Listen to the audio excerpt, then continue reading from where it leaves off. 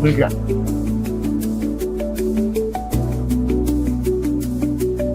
they done took your idea. That is so funny.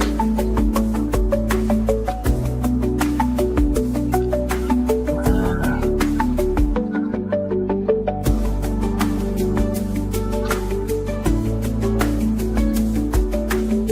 That was good speaking idea.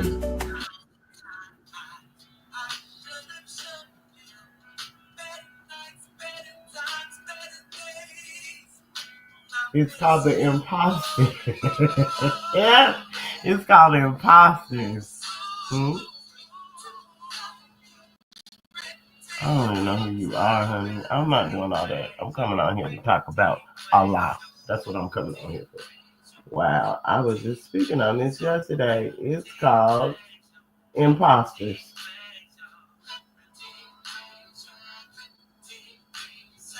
Wow.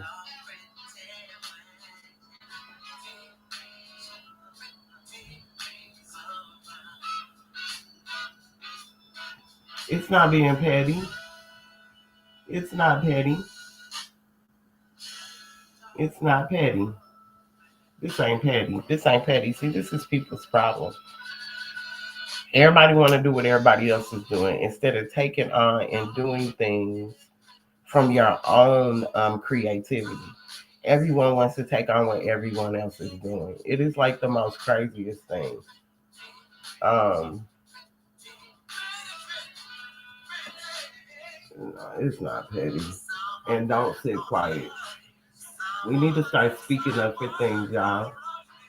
We need to start speaking up when people step on your toes, when people are doing things, and a lot of times they're doing it in a very mischievous way. When they're doing it, check them, check them. Because this is the problem. We don't check it from the door, so then we sit, we sit on it, we sit on it,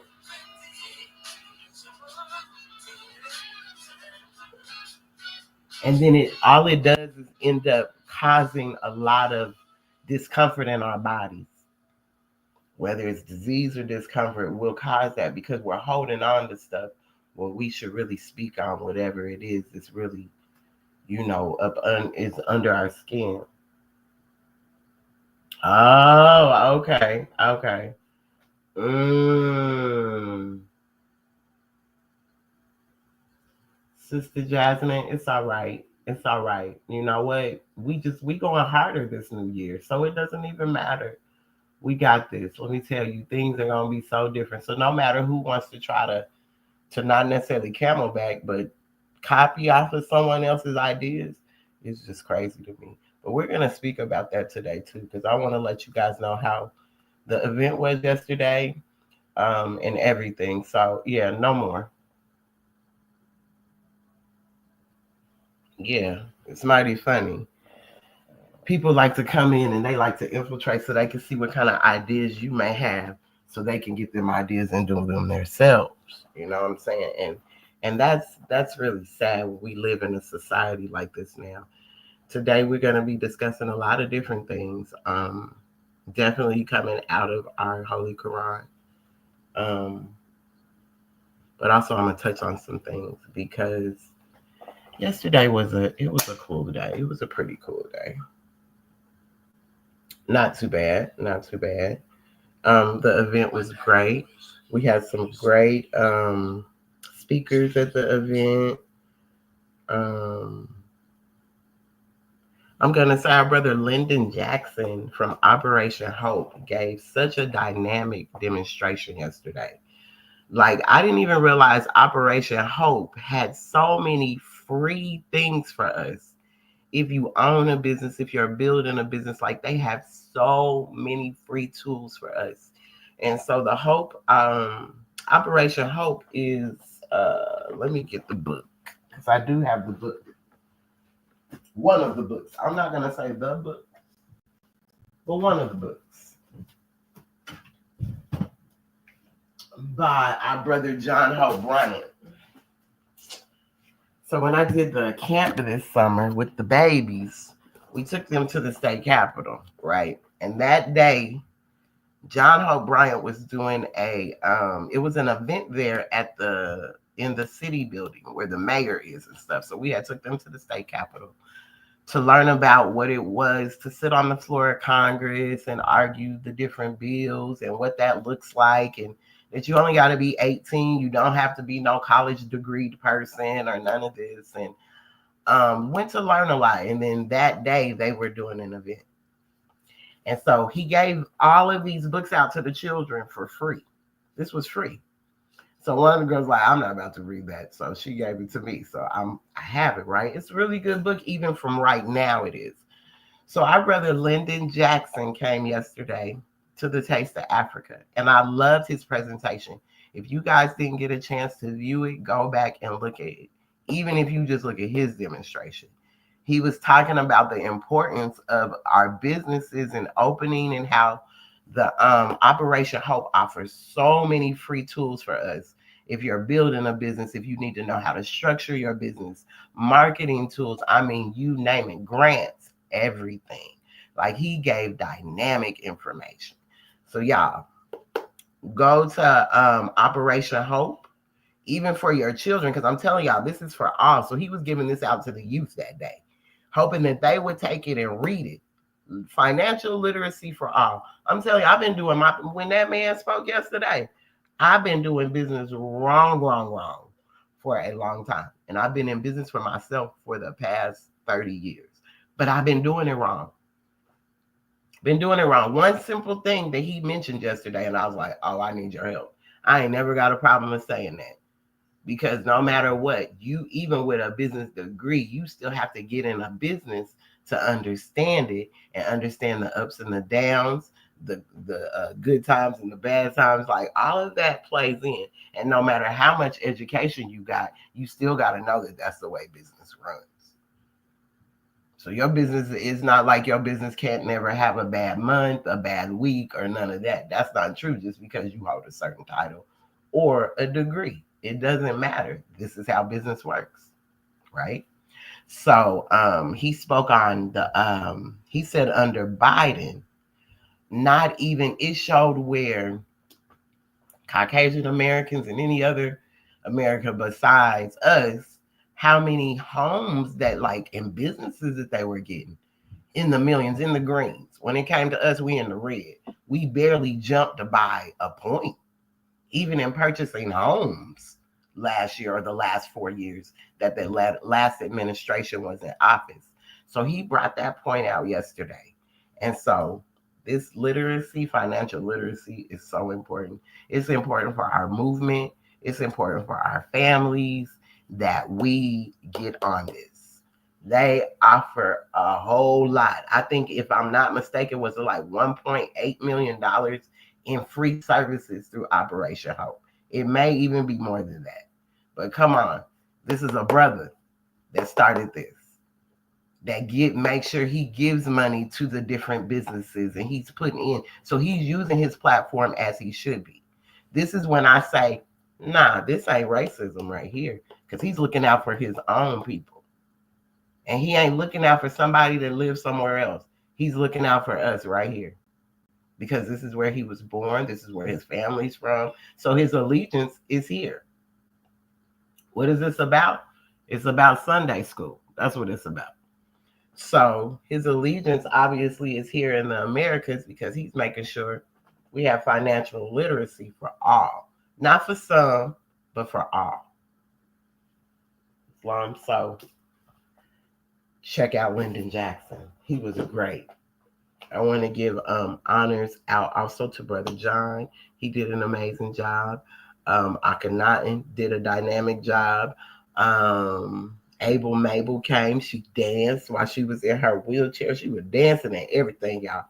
So it just was really a great day yesterday. Even though I was in a room full of people that really could care, they don't like me like that. Like, real talk, we just gonna put it out there.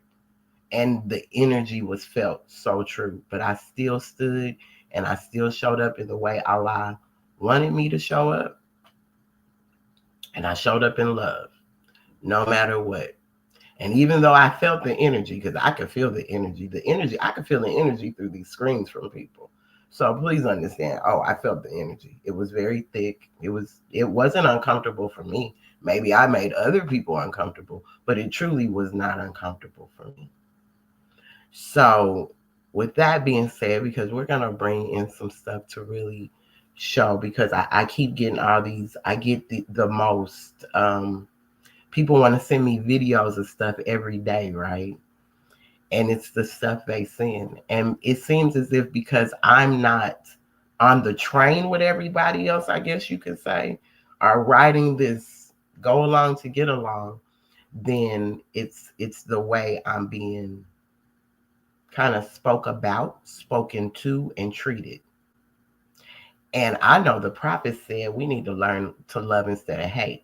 And when I tell you, the hate you can feel that come off of people, the hate you can feel, the hate you give, the hate you really give when you speak of a prophet that brought love. And all that could come out your mouth is how much you dislike someone. So we still ain't learned to love instead of hate. Still haven't followed the prophet's plan, because we still out here judging. So that ain't loving. Because someone may not agree with what you agree with. Someone may not be on the same train you do. And why does that matter? It shouldn't. That's why it's a cultural divide. That's why the things that are happening. Because you can even see through, no matter what it was, organization, gang culture, no matter what. If the head honcho feels like he's being disrespected, they take you out. If you ain't riding the same boat that these other folks ride because that's what they want to do, then they'll take you out. Or make you feel less than. And I stand on my own, roll, dolo, solo, most of the time. So to go into a room by myself, well, I had a few people there, yeah, that I know love me. But to go in a room by myself with majority of people I know don't rock with me, but I'm still going to show you the love back out. I know you don't rock with me. It's not a secret. It's none of that. And I'm going to bring it out today. No difference than, and I just got something saying someone took something like, y'all, I know you have your own creativity within yourself. I know you do. But you know what gets to me too? When I'm seeing people, you have a gift, use your gift. You don't have to go into everybody else's gift. It's so funny. As soon as I say I'm a hairstylist, everybody in the room did hair. Everybody. I'm a hairstylist. Oh, I do hair. I went to hair. I didn't say that. Hair was my career. It's been my career. It's what paid my bills. It's what helped me send my children to homeschool and pay for them to go to school. Because we're going to talk about that too. Because I got a message from someone. Well, someone posted something that was uncomfortable to me. And when I spoke on it, they told me about children sitting on the floor in another country that can learn. And I ain't talking about that because you live here in America. So what are children sitting on the floor in another country? Is your allegiance to that other country? And if so, why aren't your children going to school over there? Why are they here going to the most prestigious private schools? But we're talking about families that can't afford all that. We're talking about mothers that can't get to that don't have those resources. I'm speaking for those people. Yeah, I might have took it upon myself because I did, and my children's education was important to me. So that's why I did do what I needed to do to pay for them to go to school. But during the times that I couldn't and they had to go into a public sector, I wasn't happy with it. And some of the children that had to come live with me, see, when you've never had to take in nobody, when you've never had to take in no one, you have no idea what that is because you've only had your structure of your children, your 2 or your 3 or whatever. But when your door, and I have 4 boys where friends got to come stay, they got to come eat, things like that, because that mom may have to go work 2 jobs. It ain't even about her not being there. It's about her having to maybe go work 2 jobs or work overnight, or maybe just don't even have it like that. But we had it like that. Because if my 4 is eating and we can make enough, we made big food. So we had enough to make sure that everyone ate if someone had to come to the door and eat. We was never turning nobody down from no food, even with the 4 of our own. So when you don't know what it really is in the neighborhoods, because I've lived in the hoods of Georgia, because I'm married to somebody from here. So no, I didn't live in the suburbs. I didn't live in a gated community, none of that. I always lived around the corner from some form of a project or something with my children. But that don't mean that my children had to become a part of that. We're still teaching them ourselves, no matter what the environment is. Everyone may not have that. Everyone didn't have that type of example in front of them. Because I did or someone else did doesn't mean everyone has. So you can't judge everyone based on that. So we're talking about this school thing too. So in this, we got to talk about knowing yourself. So that's what we're going to come out of today in the chapter of Know Thyself. Because when you know thyself, then you can know Allah. But when you don't know thyself, and that's truly knowing yourself, not allowing someone else to think for you, because most people still are allowing their soul to be operated by someone else. So the soul's actions of thinking, understanding, reasoning, and willing are all based on someone else's stuff. Peace, Islam.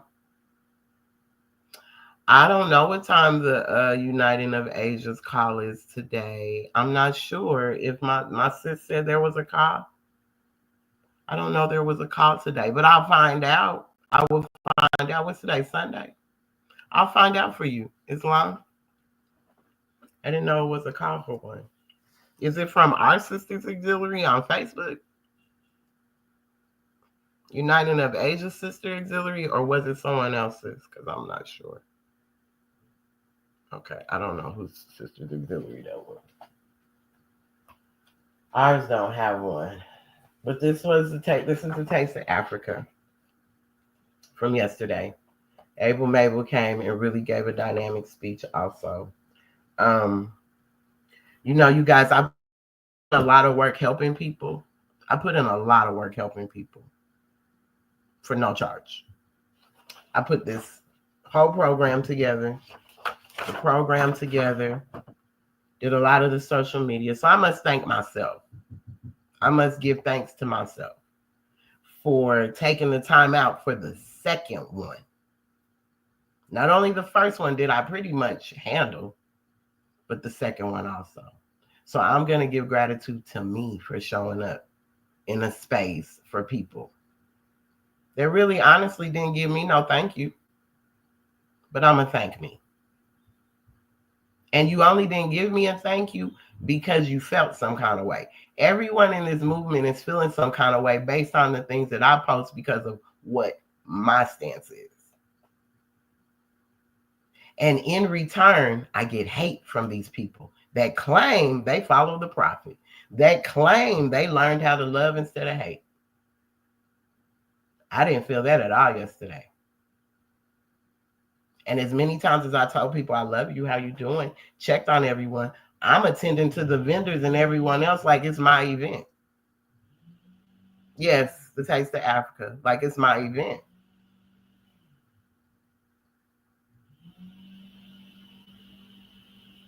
And it's not my event. But I'm making sure the vendors are good. I'm making sure anyone coming to the door, because people sitting at the door, but they're not paying attention to the door. I'm making sure they're good. Making sure everyone feels comfortable. Right? With no thank you. Because ever since I said something about the way things were being done and the way they were being handled, when people charge, they can charge $10,000 to do a marketing campaign for an event. Anywhere from starting at 1,000 to 10,000. Any type of campaign. They're going to charge per word, per color, per this, per that, every time you change something.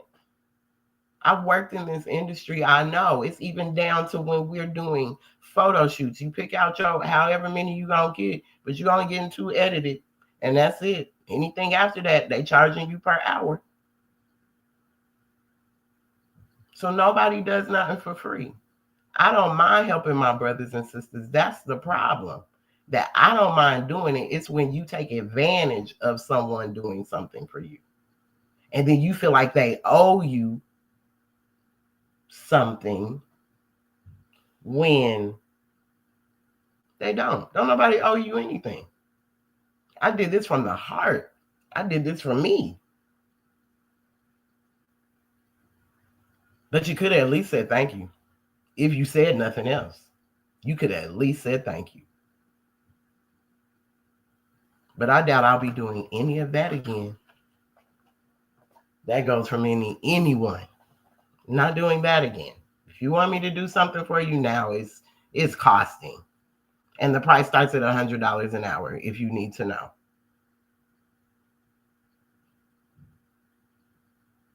I've done community events for free for people, where every month I was structuring it, putting it together, getting the speakers and everything. It was called Healer's Alchemy. I was even treated like crap for that too. Let's just talk about it, since we just talking about the truth. Because I spoke up and said, this is a nonprofit, but you're making a profit. You could at least throw me $50, and got upset because I spoke on that. This is what I'm trying to understand. When people claim they love, love, love, and show up with this smile on their face, and they all about the community when they're not. Because never once when someone's doing something for you, do you say you need something? Do you need anything? Maybe I could bring you some food. Maybe a lunch. Anything like that.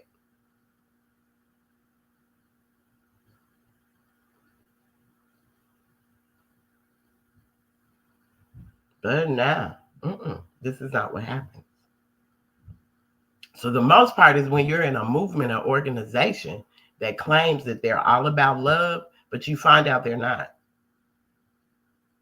And that's been from no matter what, because I've been in the church. I've been in organizations. I've been around the so-called conscious community, so-called loving community, whatever you want to call it. And it's all the same. This is a front. These are imposters putting on for people. And I'm just going to say it because I've been in it. If you ain't been in it and you just come around and just show up to see things, you have no idea. I've been in it.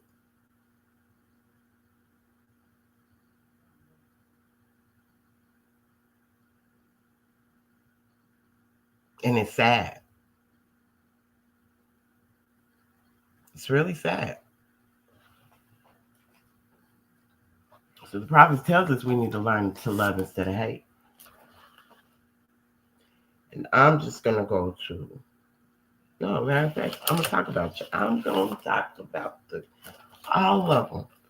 Because if you're in this organization and you stand on this, why you ain't standing on it? Why you ain't standing on it? I don't care what they've given you. If what someone gave you, because they gave you a piece of paper that says whatever it says, if you ain't really doing this and loving instead of hate,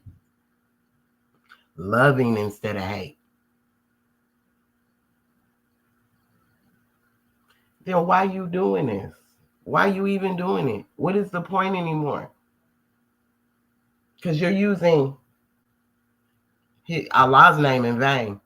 Every time you do something against another person, you're using the name in vain.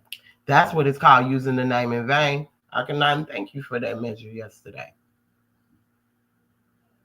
You use God's name in vain, Jesus' name in vain, the prophet's name in vain when you mistreat your brothers and sisters.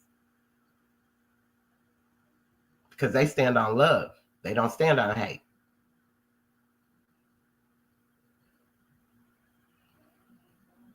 And more people are hating than they are loving. And that's straight up. When I came into this organization, I wanted to follow instructions.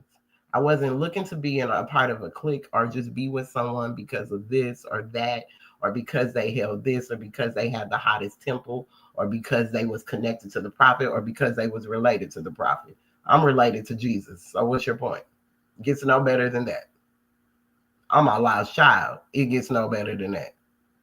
So no matter what, I came into something really from a place because the first teacher that I came from really taught this more science and taught it from the most loving place.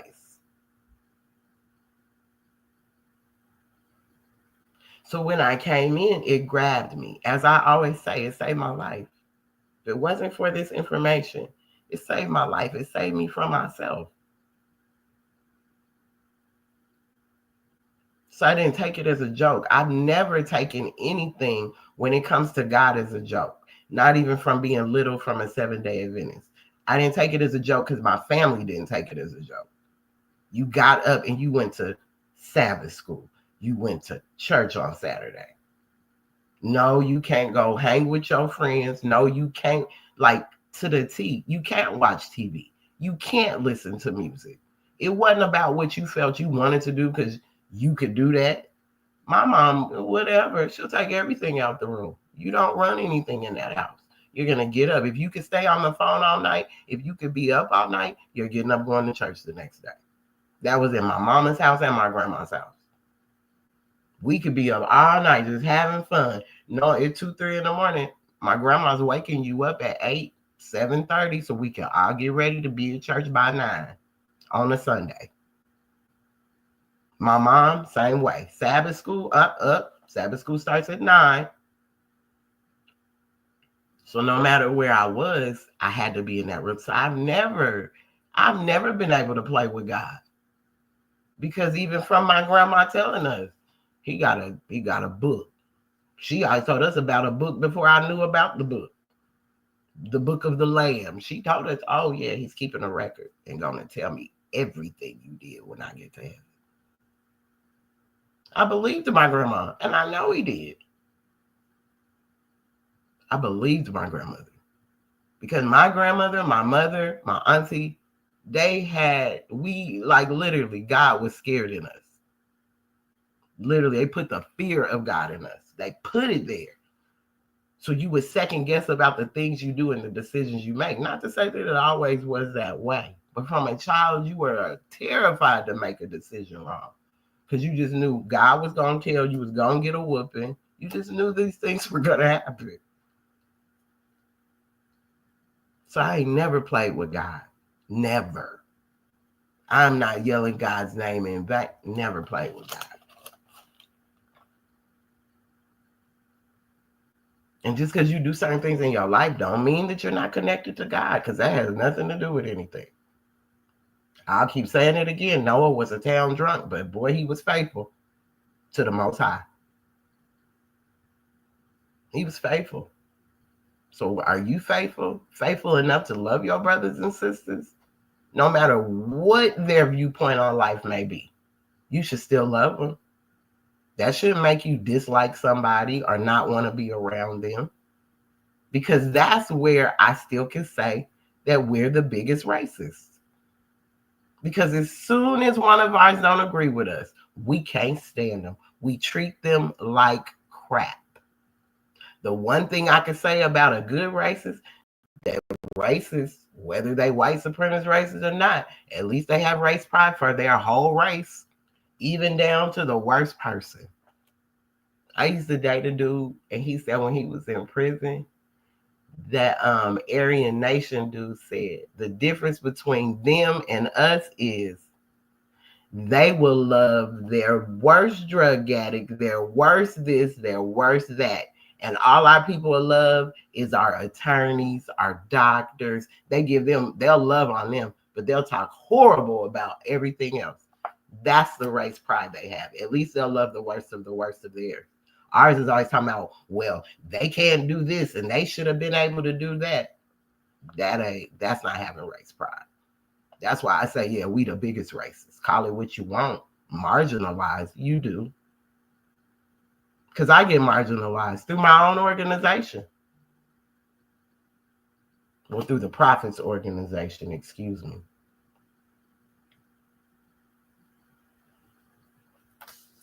So ain't nobody loving around here. There ain't no love instead of hate. Stop with the nonsense. You do not.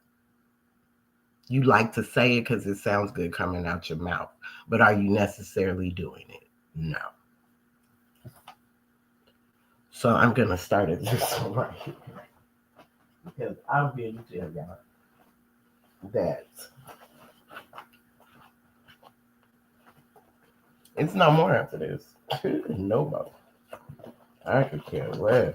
You call on me, you better have some dollars. Yep, I'm gonna become like the rest of these colonizers. I'm gonna become like the rest of the colonizers. Everybody's always coming up, ain't they?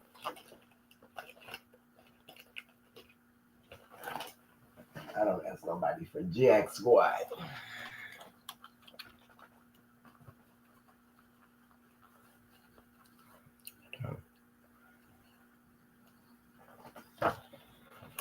All right, so I'm gonna read these laws.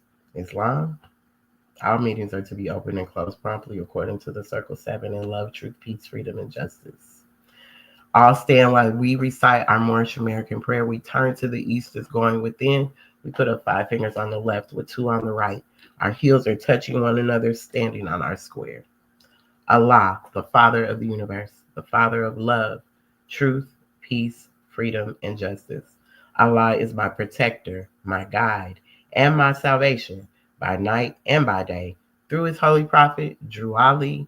Amen. Islam. Islam. I want to first rise giving the highest praises, the most highest praises to our Father, God Allah, the Father of the universe. Also giving the highest praises, holy praises, to the Mother Allah, the Mother of virtues and the harmonies of life that breeds justice, mercy, love, and right. Giving honors to all the divine prophets for all the wonderful works that they have brought unto us. Islam. Salvation, Allah, unity, the Moorish Science Temple of America, the Divine Constitution and bylaws. Act 1. The Grand Sheikh and the chairman of the Moorish Science Temple of America is empowered to make law and enforce laws with the assistance of the Prophet and the Grand Body of the Moorish Science Temple of America. If you've had assistance from the Prophet, then you would be loving in the way you move. So that shows there ain't no assistance from no Prophet nowhere. Islam. The assistance, the body, and the Grand Body of the Moorish Science Temple of America. The assistant Grand Sheikh is to assist the Grand Sheikh in all affairs, if he lives according to love, truth, peace, freedom, and justice, and it is known before the members of the Moorish Science Temple of America. Act 2. All meetings are to be open and closed promptly according to the Circle 7 and love, truth, peace, freedom, and justice. Friday is our holy day of rest because on a Friday, the first man was formed in flesh, and on a Friday, the first man departed out of flesh and ascended unto his Father, God Allah. For that cause, Friday is the holy day for all Muslims all over the world. Act 3. Love, truth, peace, freedom, and justice must be proclaimed and practiced by all members. I'm going to say it again. Because, see, it's always love is in this. And I think most people are skipping over that part. They skip over the love part. I think they be skipping over a lot of the parts. Love, truth, peace, freedom, and justice must be proclaimed and practiced by all members of the Moorish Science. Not some members, not depending on who you, but all members of the Moorish Science Temple of America. No member is to put in danger or accuse falsely his brother or sister on any occasion at all that may harm his brother or sister, because Allah is love. So I'm going to go back to that. Love, truth, peace, freedom, and justice must be proclaimed and practiced. You have to practice it too. Don't just say it out your mouth because it sounds good and it looks good on you. Like, practice it. How do you do that? You can show it for your brothers and sisters. But at least appreciate when somebody's showing up for you. At least appreciate that.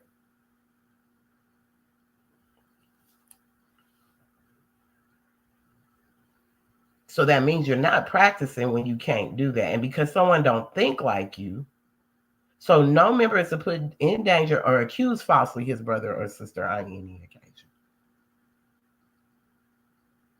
And when you have to feel like you're in danger around your own people because you don't know what kind of move they might make on you, real slick talk, real talk. I felt like Malcolm yesterday. I didn't know what was going to go on because I'm there by myself. My children in Colorado. So to be honest, did I feel safe? No, I don't know. I felt like I was in danger because the energy was felt. And I'm really hoping they all get this message, whoever may send it to them.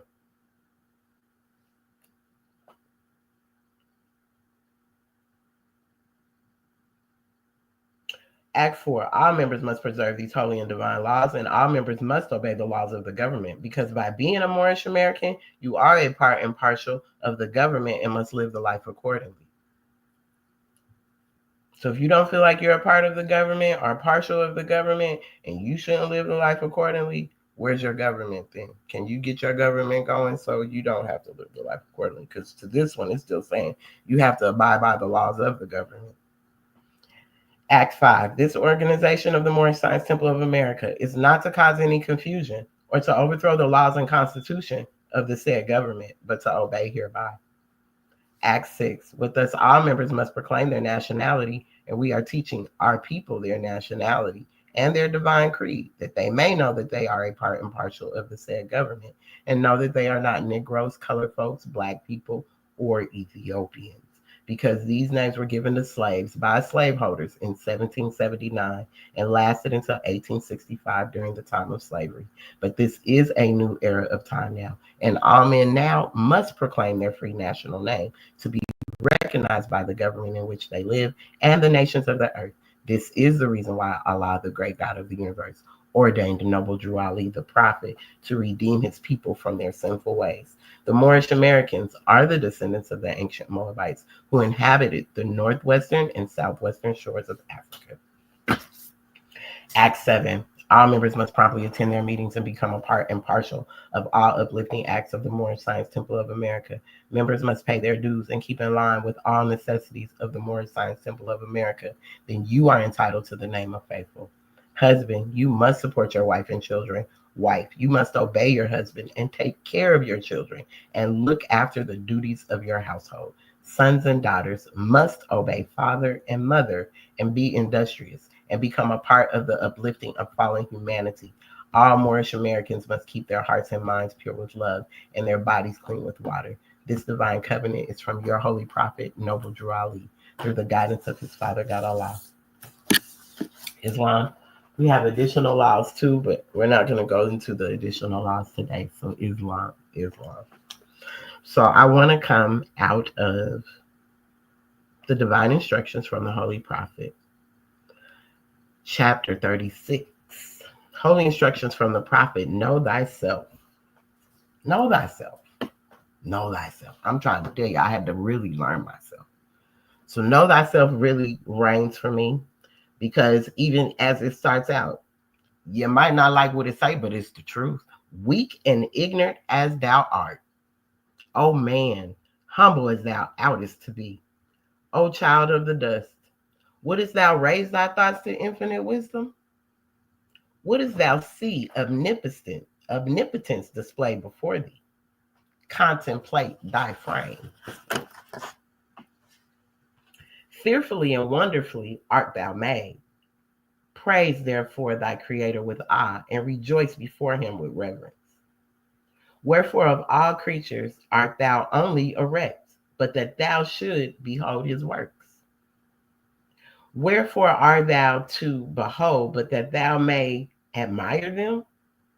Wherefore to admire, but that thou may adore there in thy Creator?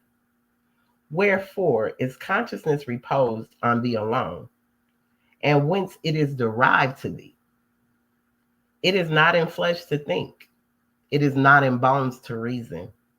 The lion knoweth not that worms shall eat him. The ox perceiveth not that he is fed for slaughter. something is added to thee. So something's added to me, something's added to you. Unlike to what you see, something informs our clay. Higher than all is the object of thy senses. Behold, what is it? The body remaineth perfect after it is fled. Therefore, it is no part of it. It is immaterial. Therefore, it is eternal. It is free to act. Therefore, it is accountable for its actions. Knoweth the ass the use of food, because his teeth mow down the herbage? Or standeth the crocodile erect, although his backbone is as straight as thine? Allah formed thee as he formed these. After them, all wert thou created. Superiority and command were given thee over all. So superiority and command was given to us over all other things. But that don't mean that your superiority is over no other person, because he gave all of us superiority over land.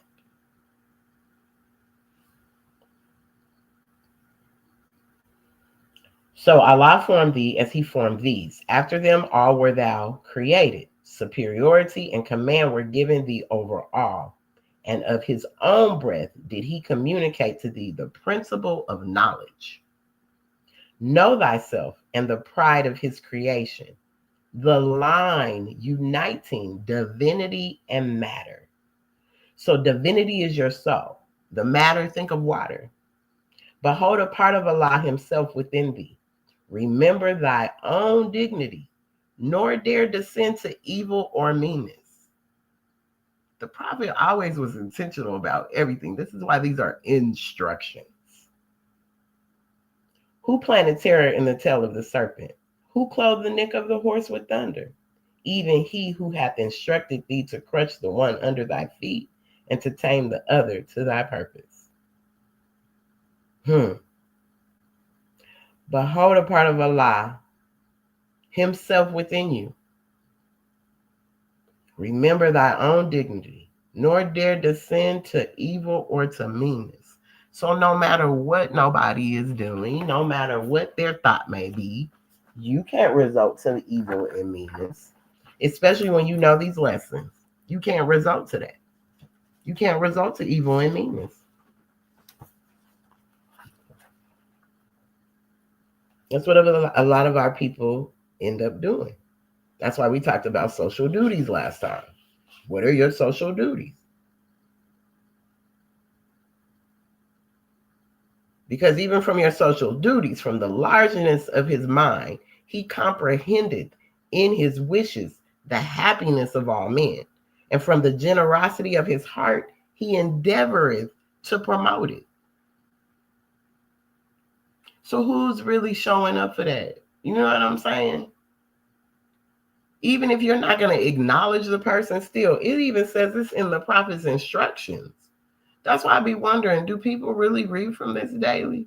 Are they really reading it? Are we reading the same thing? Or is something else in your Holy Quran? Because right here is social duties. It says it from the largeness of his mind or her mind.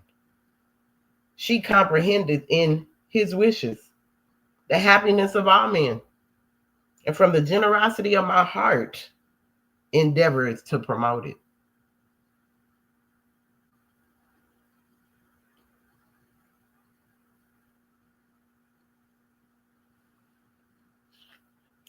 Just because you give love and don't demand it in return, don't mean that others should take advantage of you. Because really, that tells you where their heart really is.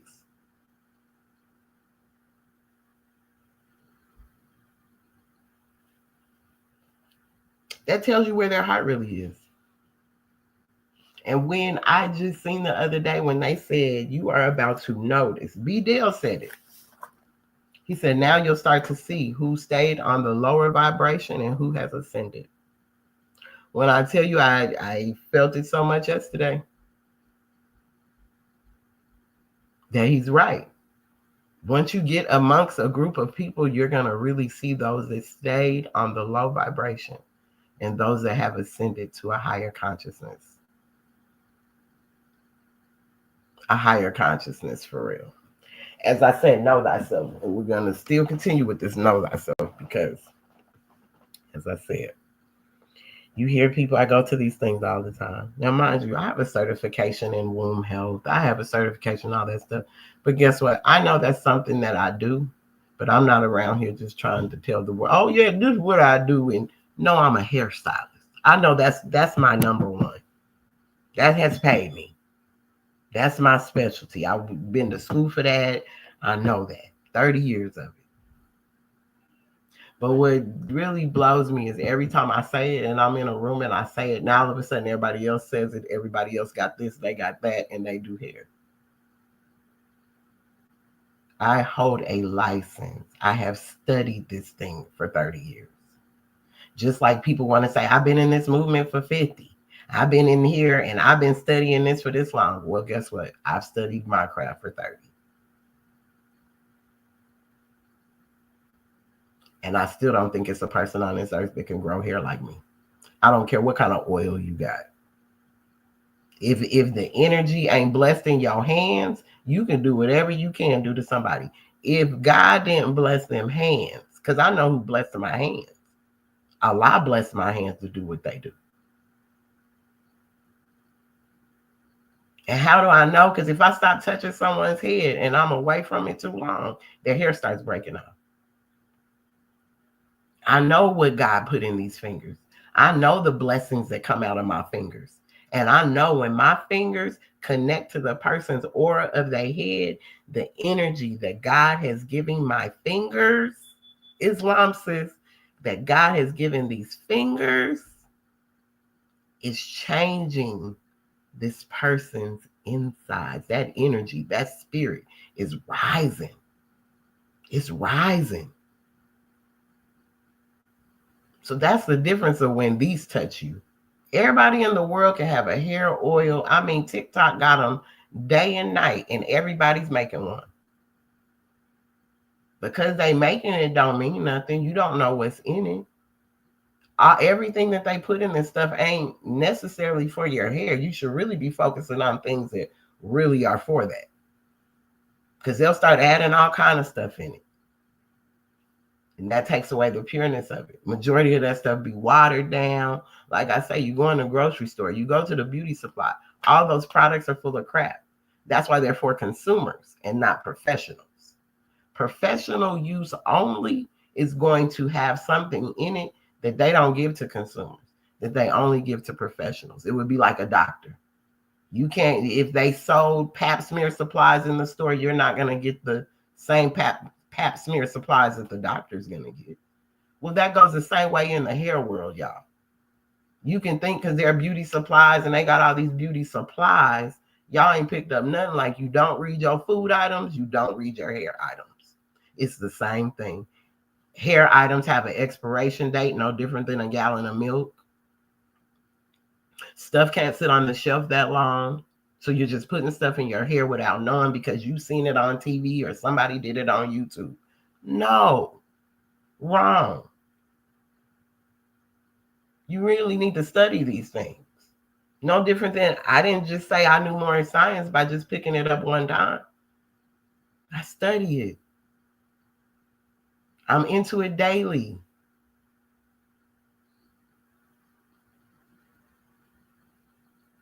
But to see that and watching people do stuff like that, like stick in your lane. What's your lane? I know I'm great with hair. I created crowns because I love being creative. I'm not out here trying to figure out nothing else that somebody else is doing and see how I do it like them. I'm not doing that. What's my creativity and how I can be creative? It ain't about what nobody else is doing. I don't need to camel back off of what you're doing.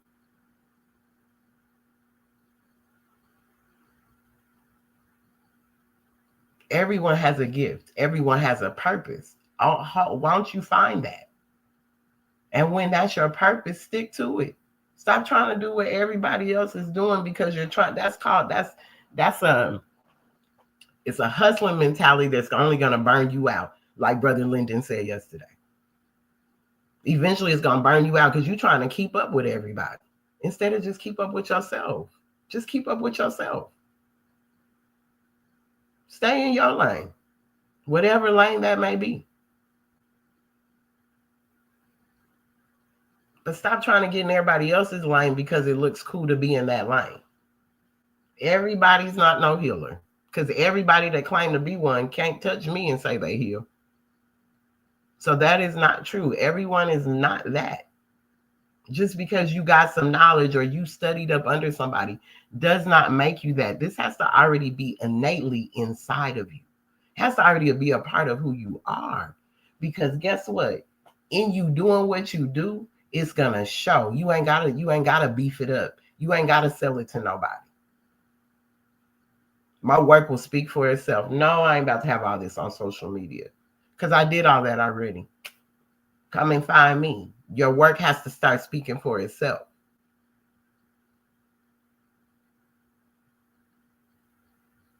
And that's real.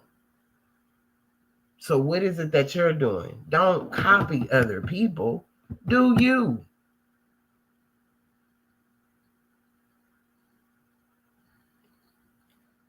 Some people just want to be nosy about stuff because they want to get in to see where they can come and infiltrate and take from what you done built up. Nah, it ain't like that. It ain't like that. It ain't like that. I'm going to tell you something. The Uniting of Asia Sisters Auxiliary is taking on a whole different plan now. The way it's going to be moving, the way it will be doing things,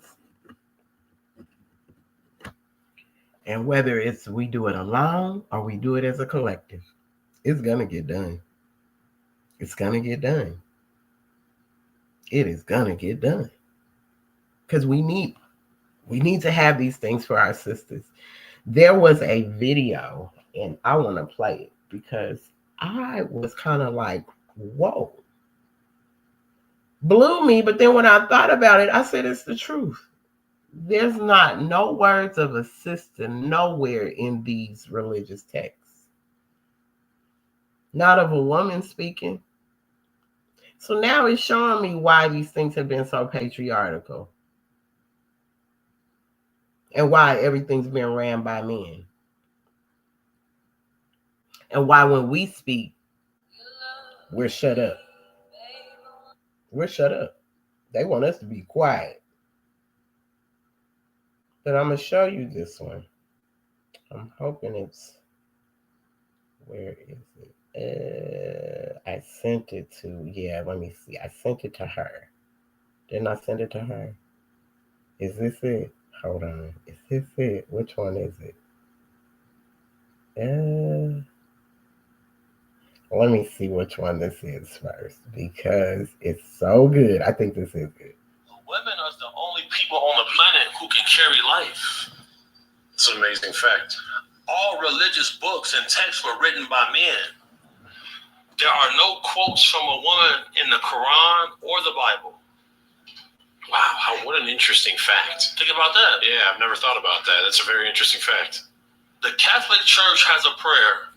Holy Mary, Mother of God, pray for us sinners now and to the hour of our death. Amen.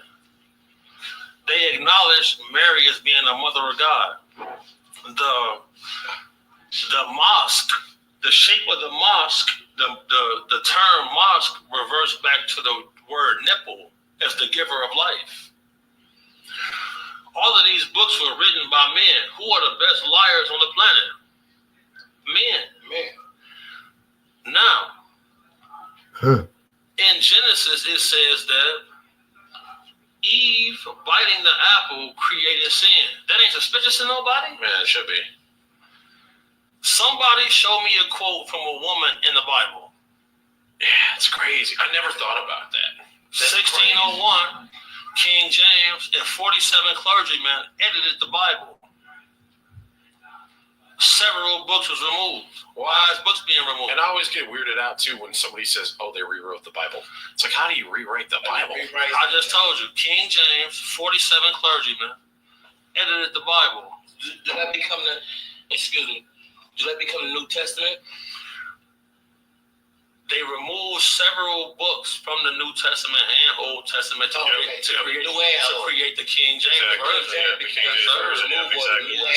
Yes, sir. Because people don't understand. So I took my education seriously. I was a theology major. I was a psychology minor. I graduated college. Women are the only people on the planet who can. So this is a college degree brother, and it's the truth. When he said that, and I watched that, I said, "Whoa! It isn't any quotes from women in the Bible." Which I know there are books of women that were there and they were taken out, like he just said. Stuff has been removed, but why nowhere? Not even in here do you have a text from a sister. Not even in here. You might have some letters, but you have no text from a woman. Why no words from a mother? Why no words from a mother in no religious text? And if it is some, please share them. Please share them so we can see. Because when he said, I really thought about it. As much as I've been to churches, little, adult, teenager, any of that, you don't never hear the book. The book of Ruth, what did she say? Did she speak at all? Did she say some stuff? Or was that just based on her story and somebody else was telling the story? Because we want to talk about the quotes that came out of their mouth. What breath did they breathe? What holy breath? Show us that. That is true. Where's that holy breath at in these texts? From the mother. Everybody speaks on the mother's story. On a mother, they speak on Eve's story. Not that Eve, it's like as if she was mute or something. Because after 4, you don't hear nothing about Eve no more in Genesis. After Genesis 4, no more Eve. We can go to Esther. You can go to any of those. Where are we hearing women give a testimony of breath? We know Deborah was a judge and a prophetess, but they don't even really have anything about her in there. Not where what words was she saying? If she was a judge, and that means there's some text where she said something. Really had me wondering. It's had me guessing for a minute when it constantly speaks, because in these instructions,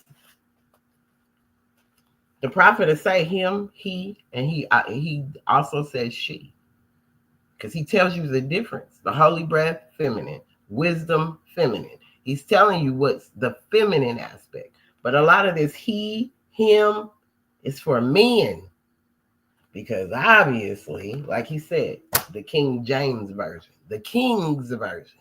Not the Queen's Version. Where's the Queen's Version? Where's the Mother's Version? This is why women are mistreated so much. They still mistreated to this day in every organization.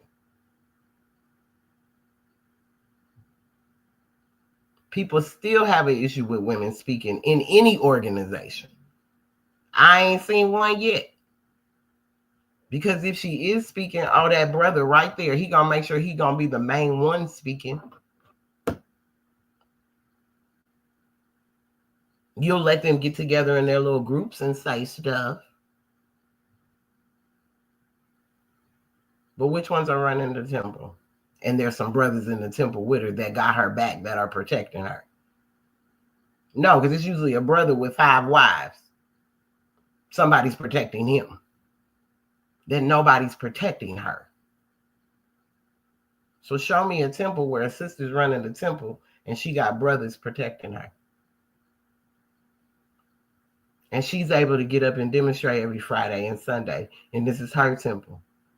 Or her charter, or whatever, however y'all set this stuff up. Show that. Impress me that way. Like I used to say, tell dudes, the only way you can impress me is if Chick-fil-A was open on Sunday. Impress me by doing that. So impress me by showing me a sister that has a temple of her own where the brothers got her back. Because I'm tired of seeing temples that's all ran by men, and that's all that they are, ran by men. So their egos are just running the temple. I was even getting dirty looks yesterday from a brother. And I had to ask him, I said, was you sizing me up or something? Because every time I looked up, he's looking at me from the corner of his eye. Fez on and off. And I asked him straight up, are we sizing each other up? I mean, because I'm here by myself. So I need to know. I'm watching all enemies. Because the energy people are giving is very enemy-wise.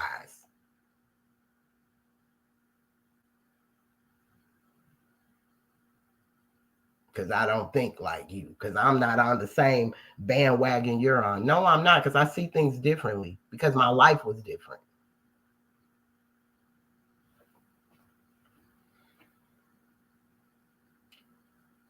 But you still show up for your people. You know what I'm saying?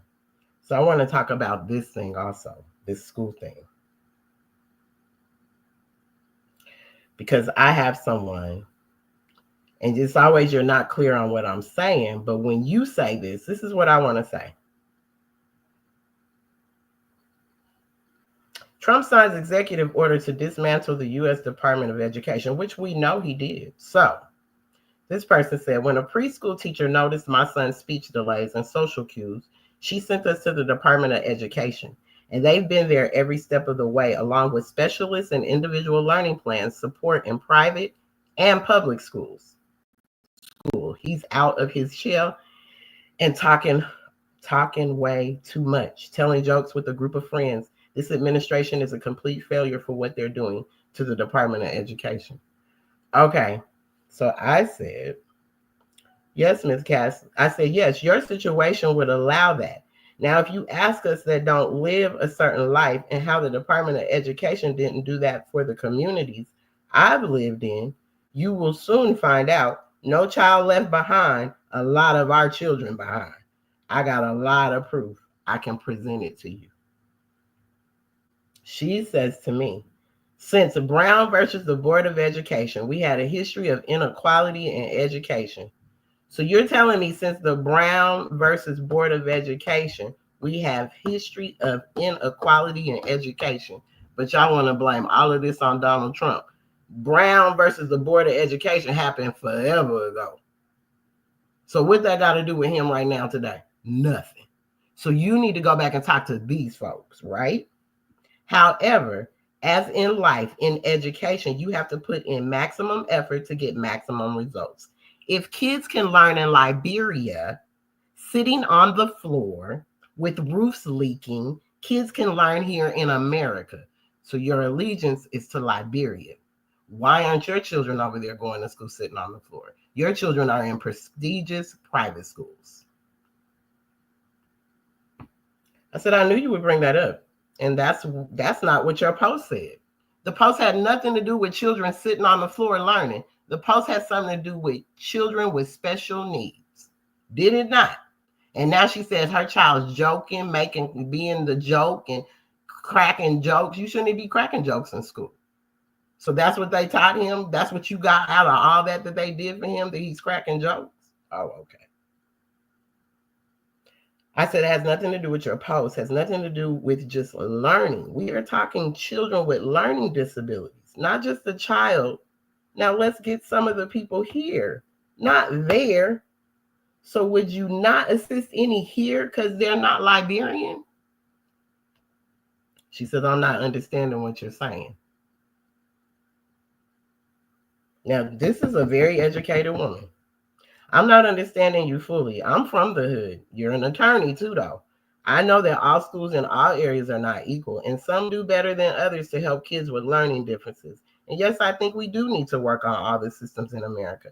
But I also know that overall, even in the worst school, compare it to the world, we have one of the best education systems in the world with free libraries and access to resources to assist.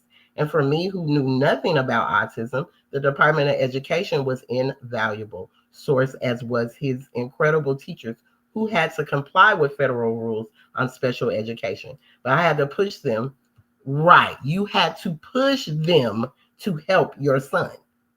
You had to push them.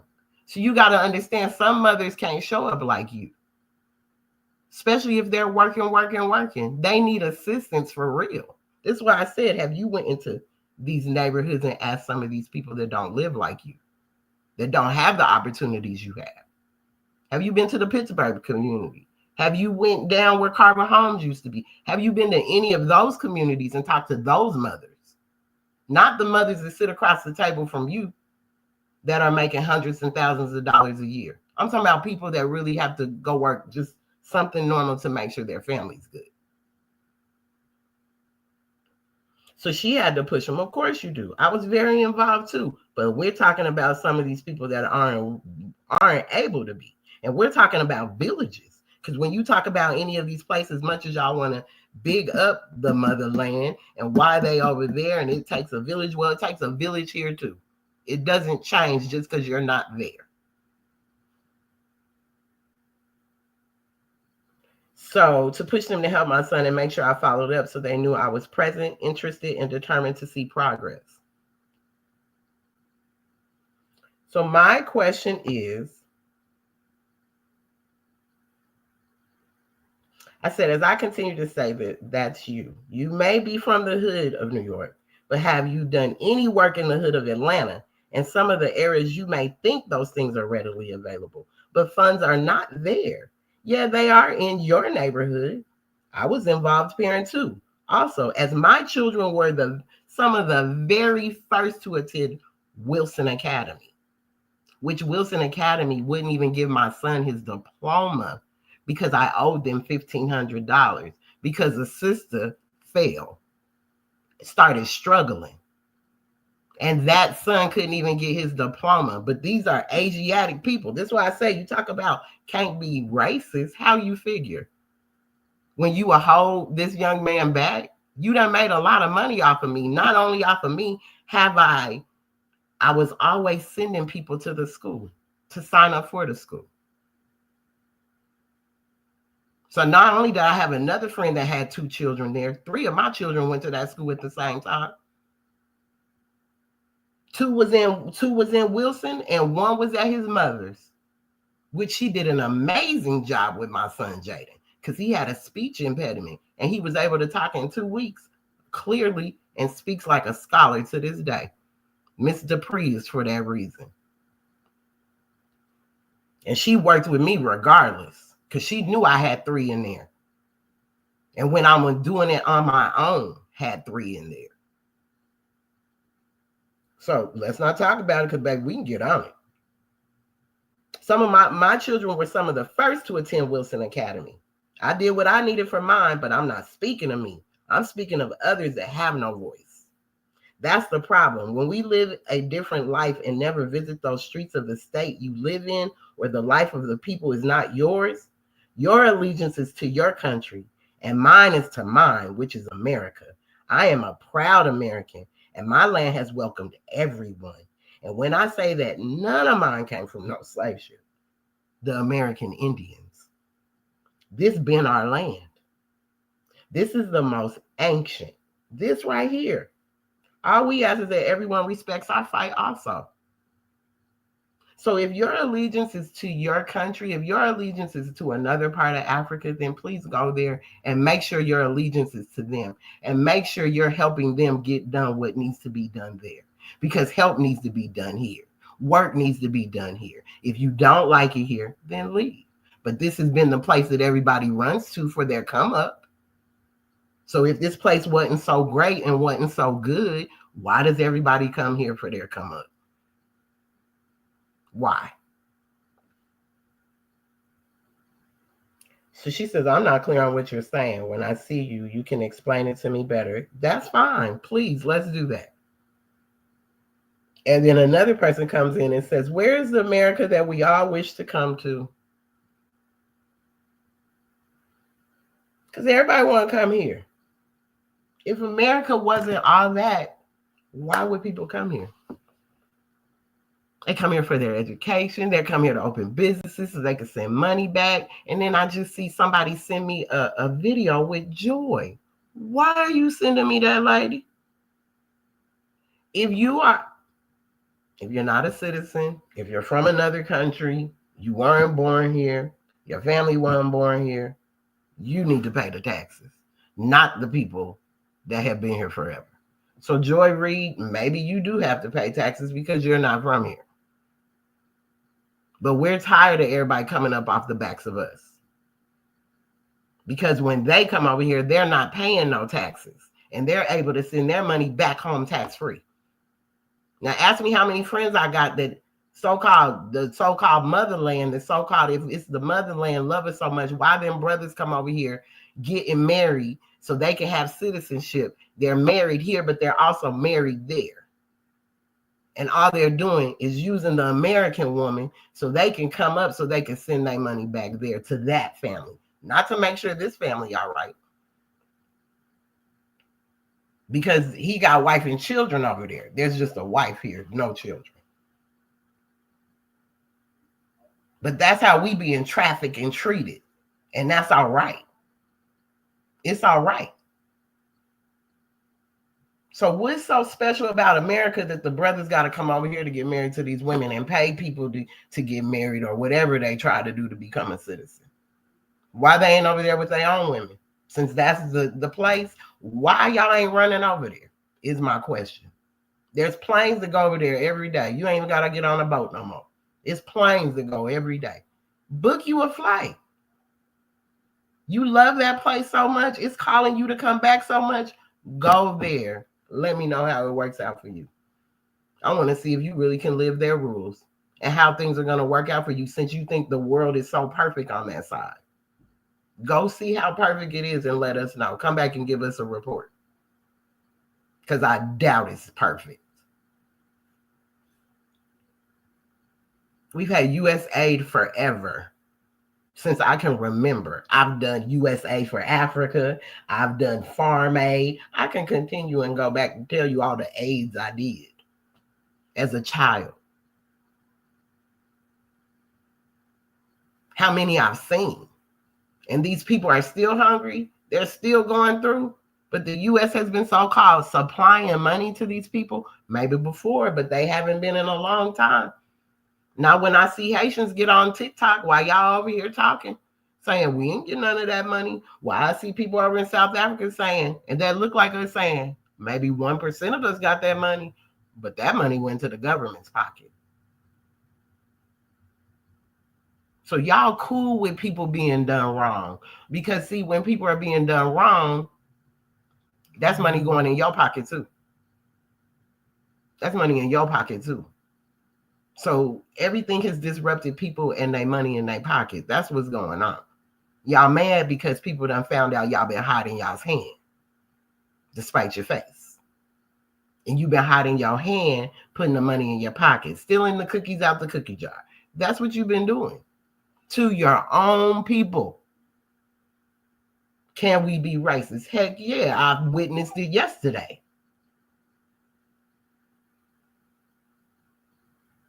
Anytime you make your own feel uncomfortable, yeah, you racist. Pimping at its finest. I love this country too, and I'm glad the exposure is happening. Me too, Sheep. David S. Page Bay. That's why I know there's certain morons out here. We on that truth. We're on that truth. Not fabricating of truth, but on that truth. Not civil rights truth, but on that truth.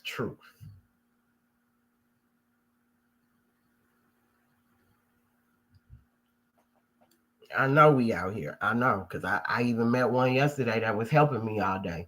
And he even said some profound things to me when he walked to the car with my stuff. He even said profound things to me.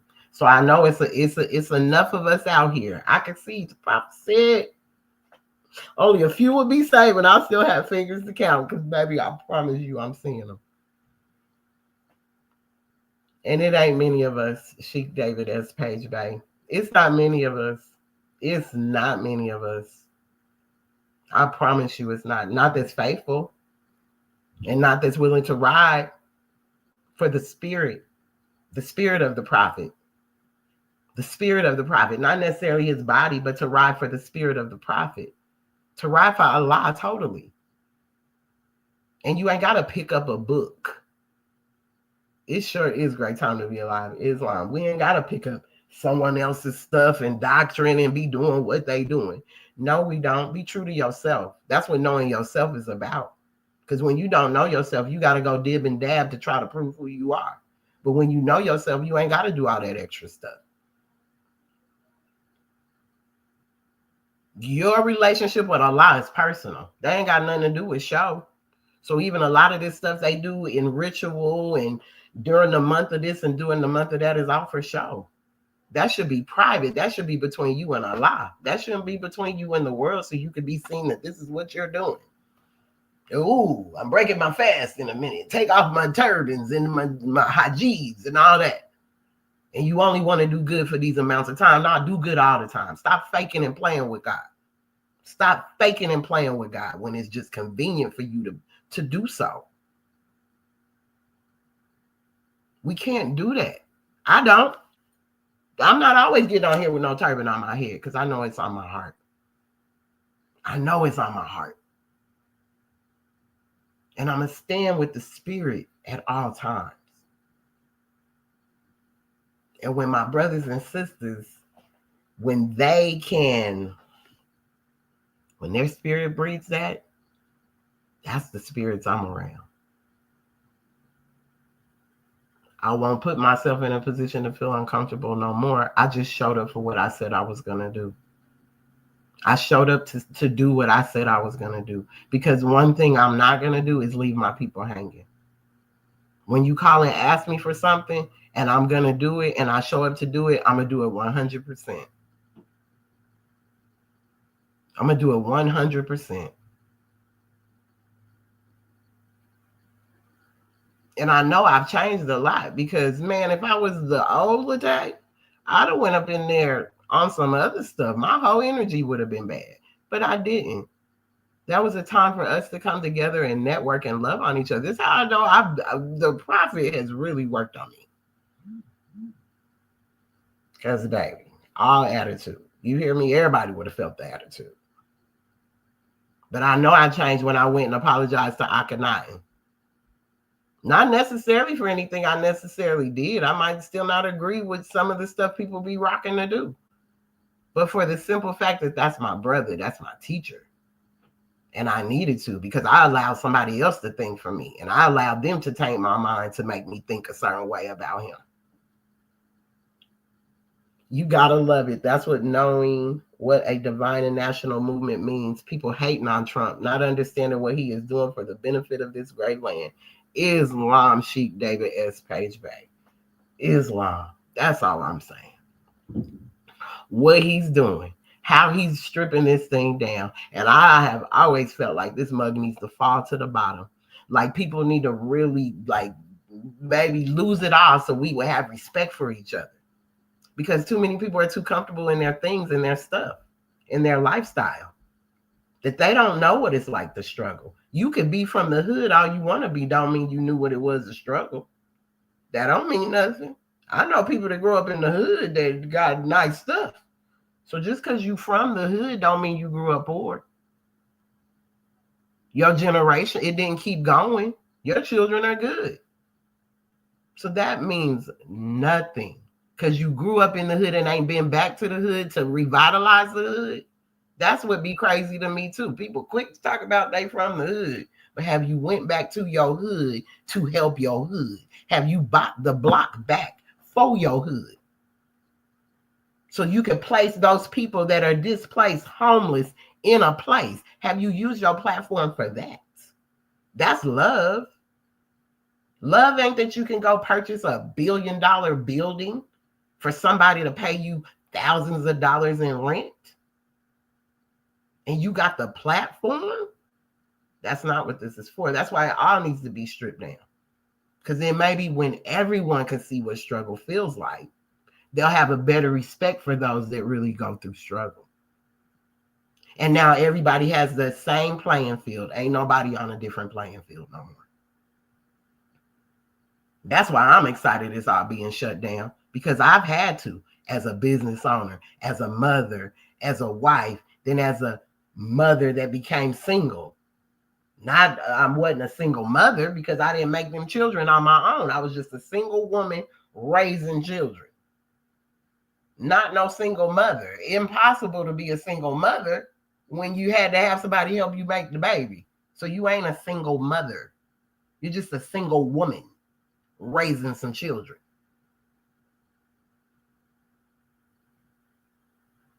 And when nobody knows what that is, I don't care how much money you think you got, especially when you only got 2 and you living big. I got 4 mouths, 4 sons, $1,500 in food, not food stamps, in food. Money had to come out of my pocket.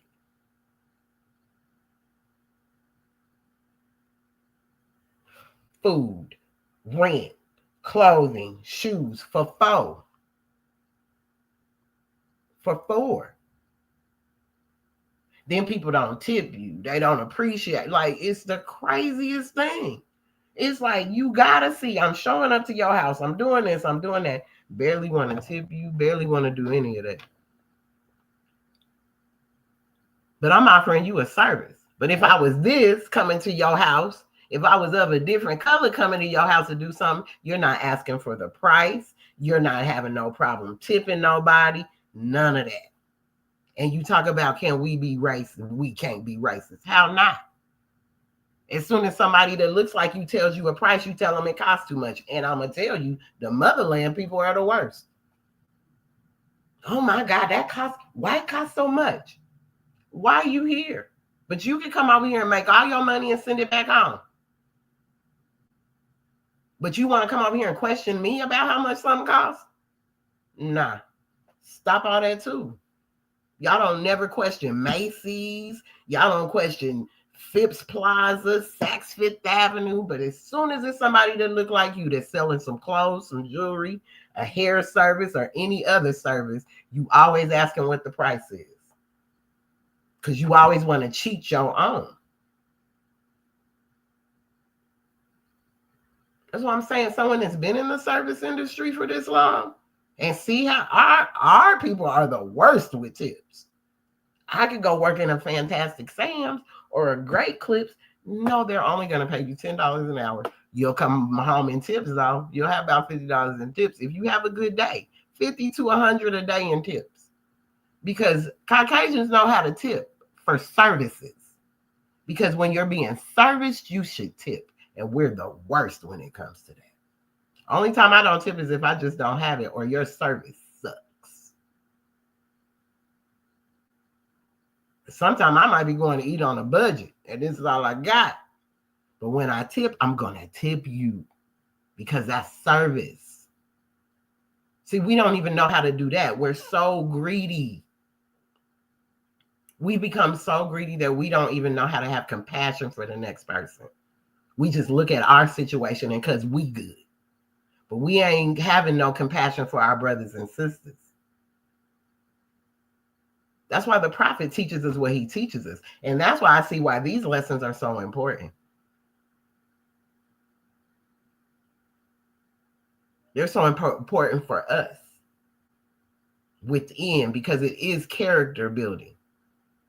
Because so many people are caught up in their material world that they look down on those that ain't got it. And so now those that don't got it, but I got it, and you ain't got it, but guess what? I can do it, and you can't.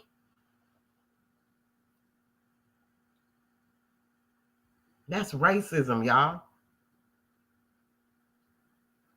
Anytime you can't, because you sitting up here and you looking down on something, you a racist. I don't care what color your skin is or not. Your spirit is racist.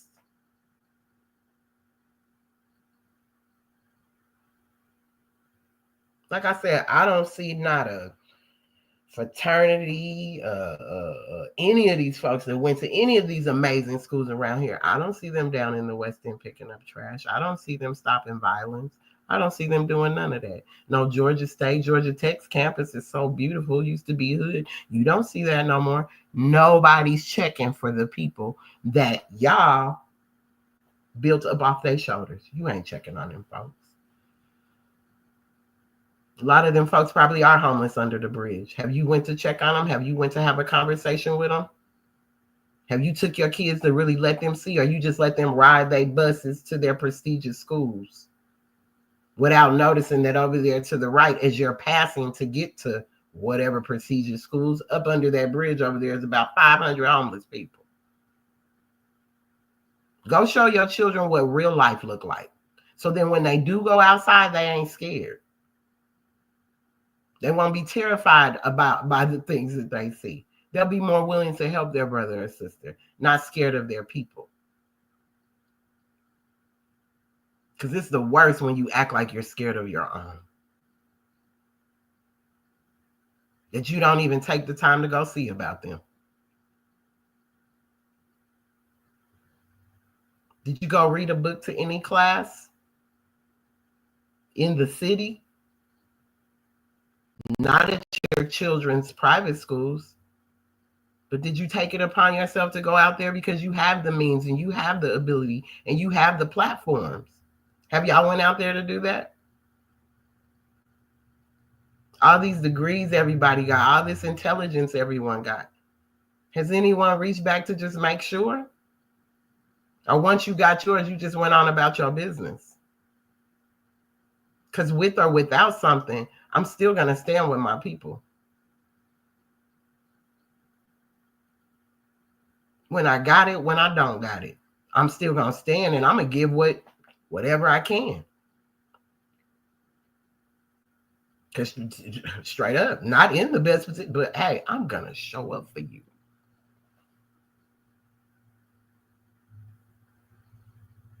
Because I take these instructions to heart. I really do. I live them. Love is all I know. So whether I had a whole lot of money or whether I don't, I know love. And love ain't got no price tag on it. We are witnessing the breakfast fight in real time. We're witnessing a food fight, huh? In the lunchroom. You right. We are witnessing the breakfast fight in real time. But it just really gets to me that our people, it's like they love the woe is me. And I don't know if it's just our older elders are still stuck in that or what it is. Because, I mean, it was a lot of energy yesterday, but I feel like the crowd needed to be more of a younger crowd to really feel the energy, because we're sitting in a room with elders and they're just looking at everybody kind of like, It's like watching paint dry, literally. Barely any excitement from a few of us, but not enough to where you're really feeling it and allowing it to really get into you and digest into you. And I just feel like Generation Gen X should have been in the building. You'd have been the ones to be like, oh yeah, it's time to go make moves. Gen X, my generation. We would have made moves because the energy, I'm telling you, a lot of the things that were being said yesterday were so needed for now. And if we could get on this collective, there's only a few of us, Sheik David and Spage Bay. There's only a few of us. Sister Jasmine, I can name a few people. Man, the mountains were moving. Like you said, it's the best time to be alive. The mountains that we're moving.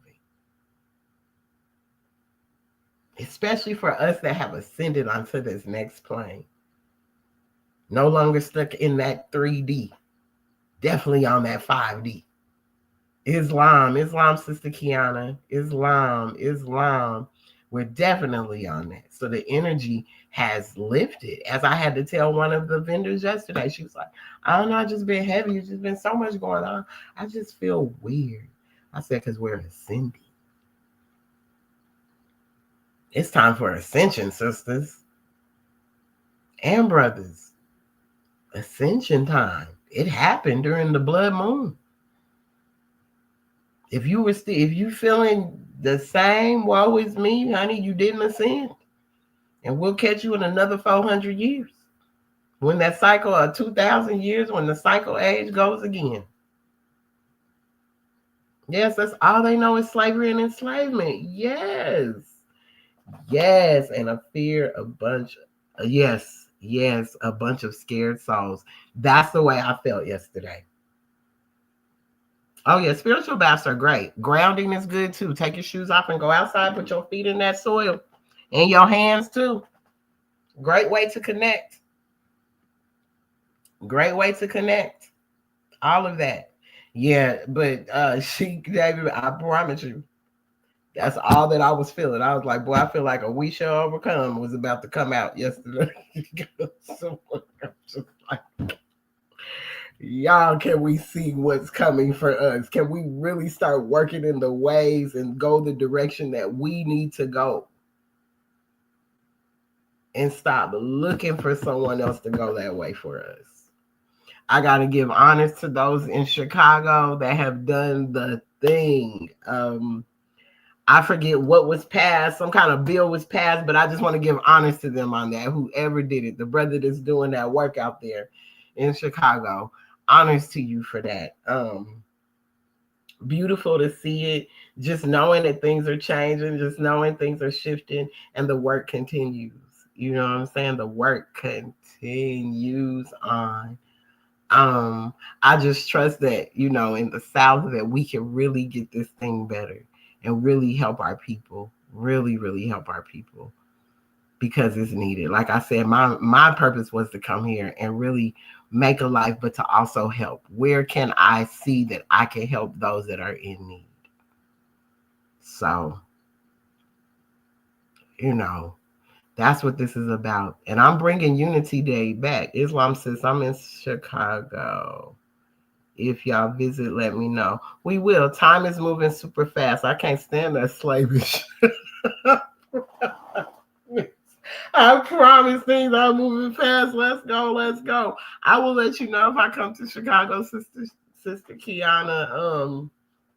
Maybe on my way home when I'm traveling back to Colorado, because I got some work I gotta go do there too. You know what I'm saying? Coming here it's like home to me. This is like a motherland to me. So when I come to Georgia, this is my second home, and I always feel at home. When I get here, when I leave Colorado, because I go up there, and even though it's high elevation, boy, it's heavy. So when I come back down to Georgia and I touch this place, this beautiful garden, this beautiful forest, enchanted forest, I'm telling y'all, it's like however you say you feel when you went to Africa, I swear that's how I feel when I come here. It's just like I feel so at home. I feel so amongst my people. But I also know that my ancestors came out of that Louisiana and the Trail of Tears also. So I'm understanding why the South is so dear to me, because my great grandmother was in Tennessee. My great grandfather came out of New Orleans. It makes sense. Somewhere somebody was here too, because there's a tribe, a reservation, whatever they want to call it. It's some land in Mississippi that we have through the family of the Choctaws. So whatever this South is, it calls me because it's home. But that's my home too, because that's where I was born, and my mother and my father and my uncles and my aunties and all of the family was born up that way. My dad, my grandma, all of that. So it's plenty of work that has to be done all around. You'll be here in April. Okay. If I'm still here, we will meet up. If I'm still here, it depends. But yes, you guys, it is just, it's beautiful. I love it. So yeah, the South, the Midwest, the West. I'm from the West Side. So, you know, this whole planet, we need help all over. We need help from coast to coast. Our people need us. So it don't just stop where you are.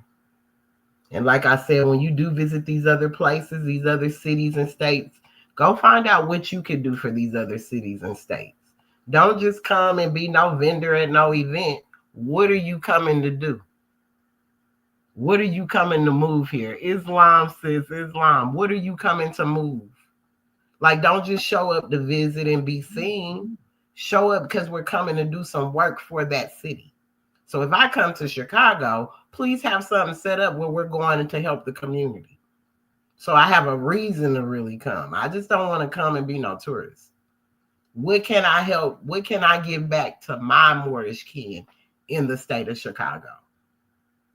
Or if I went to Kansas, or if wherever I decided to go, what can I do? I'm not just showing up to vend. I'm not just showing up to party. I want to show up. And what are we doing? Y'all got some kind of give back, feeding somebody? Are we giving out clothes? Like, what we doing? Because I don't just want to show up to your state. And please don't just show up here like that. Like I said, find out what's going on and be a part of something that's going on.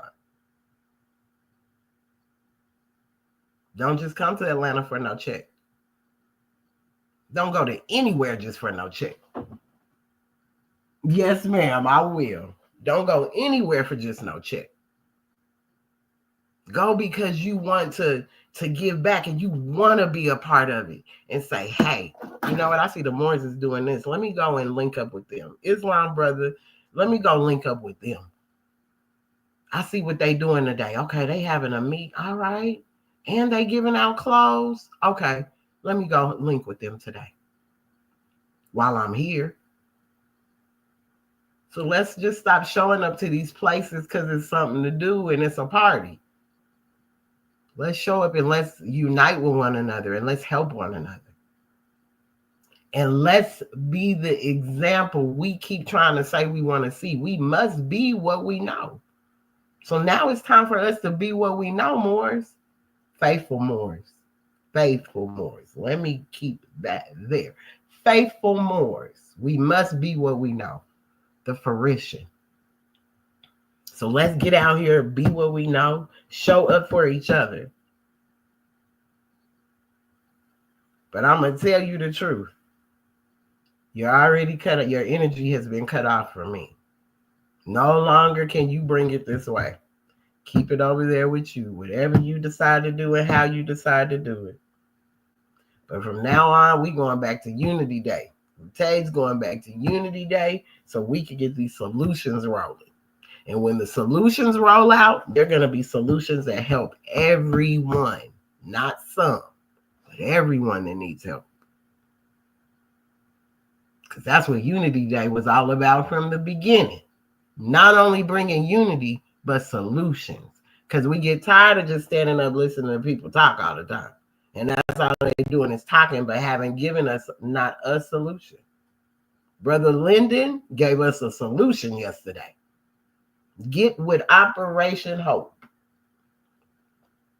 Build these businesses, y'all. We need to build these businesses. And we build them in the honor of the spirit of the prophet. That's why I have Daughters of Truth. The hairline. That's supposed to be specifically to help with finance through the movement. But the movement ain't moving. But that's what I initially made the Daughters of Truth for, the whole line. It was going to be all hair care line. Even though I allow someone to bring their soap and their lotion, hey, that's cool if you want to do this, that's fine. We can have a whole entire body and hair system. But it was really for hair. Because I deal with a lot of women that lose their hair. I deal with a lot of women that deal with alopecia. And I just want to be the one that can fix it. But I felt by putting the energy of the prophet and the energy of all the elements and nature into these hair products to help in that. Because it's more than just about making an oil. It's the love that comes from doing it. It's the love that comes from it. So Unity Day is coming back. I'm not sure when I'm going to do one, but be looking for it. It's coming. It's coming. Because I'd rather put into my own where I know that all the people involved, regardless of what color you are, as long as you standing for truth and love, and you coming with love first, I ain't tripping. Come from this love first. So yeah, y'all look for Unity Day again. It's coming back. It's coming back. I need it to come back now. And I should have been focusing more on that than doing other people's stuff. But that's all right. That's all right. We're going to get one in. Maybe before I leave, maybe not before I leave. We'll see. But We're gonna get it in one way or the other. So I hope y'all have a good day today, a good Sunday. I know y'all about to start Sunday school pretty soon. Y'all get them Sunday school classes and bring some dynamic demonstrations out. You know what I'm saying? Bring them out for the people because we need it. We need it. We need it.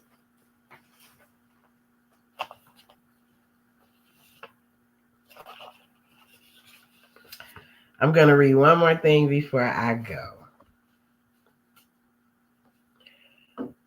Love me some Prophet Noble Drew Ali and the message he brought. So I'm going to end it with this. What shall we call him? So often our various journalists find trouble in selecting the proper name for the Moorish American. Some say Negro, another will brand him race man, still another will call him Afro-American, and then comes colored, dark American, coon, shine, the brethren, and yo folks. It is indeed a hard matter to find something suitable for the various occasions where a title needs to be used. Is it that these people have no proper name? Did they have a national name when first brought to these shores in the early part of the 17th century? If so, what was it? Did not the land from which they were forced have a name? It now appears a good idea for those. Okay, so let's back this up. It says, it is indeed a hard matter to find something suitable for the various occasions where a title needs to be used. Is it that these people have no proper name? Did they have a national name when they were first brought to these shores in the early part of the 17th century? Everybody was not brought to these shores. Everybody wasn't brought to these shores, y'all. I think we be missing that. All of us was not brought to these shores. I'm telling you. Everybody, a lot of people were already here, y'all. When you say they were already here before people got to the shores. That's what they're meaning. People were already here. People coming to the shore did not just, that wasn't the first to come here in the 17th century. It says the ones that came to the shore in the 17th century. We were here before the 17th century, y'all. Did they have a national name when they first brought to these shores in the early part of the 17th century? If so, what is it? Did not the land from which they were forced have a name? It now appears a good idea for those whose duty it is to write for the various journals to find out what the national name of the forefathers of these people was. Also look into the history of the founders of civilization and see who they were, and where they stood in the building of the present civilization. Probably 2 hours in, an up-to-date library was served to relieve the strain on our men of letters. When the occasions presents itself for a title for these people, the matter of the various names given to these 22 million people with all colors of every race of the globe, oh my gosh, was an act of European psychology. They gave him a name, then defined it as something inferior to theirs. White, they defined as a color of purity. Black, they say, represents everything of evil. The Negro, as they were called in this nation, have no nation to which they might look with pride. Their history starts with the close of the Civil War, or more properly, with his being forced to serve someone else. Thus, he is separated from the illustrious history of his forefathers, who were the founders of the first civilization of the old world. This matter should be looked into with the hope of correcting it. What shall we call him? Right? So what shall we call him? Some were brought to the shores and some weren't. doesn't make us that we're not the same people. It does not mean that. But he said all races, all globes. This is a universal message. I'm still looking at this all thing where we have decided, oh, we'll be that. No, none of us are supposed to be acting like we are superior to anyone. That's how you know we come from a place of love, the original people. Now, those that need these titles and need to feel like they're running things and have control over things, that's you. That's something else in you. Maybe not from here. Because as I spoke before, the Cahokia Mounds, we could go back. Even when we're looking at Miriam, when you look at Miriam Way, where Joseph's home was, Miriam means mound when you break it down. Jesus was born in a mound in Cahokia. Jesus of Nazareth. Had to go over to the east to teach them how to be civilized. We were already civilized. That's why they say the more civilized everything. We were already civilized. They weren't civilized on the other side. Jesus had to go learn the Vedas and the Manic Law because the people were out of hand over there and they couldn't understand how we were not like that. Because we've never been a hateful people over here. We ain't been eating each other. We ain't been doing none of that over here. We are a loving people. So to have to leave your home to go teach some people that don't know how to love, and then those people, them heathens, get over here with their non-loving selves and come and taint all of this with their European psychology. European does not mean Caucasian. Everywhere we went, we took ourselves, so European means you too.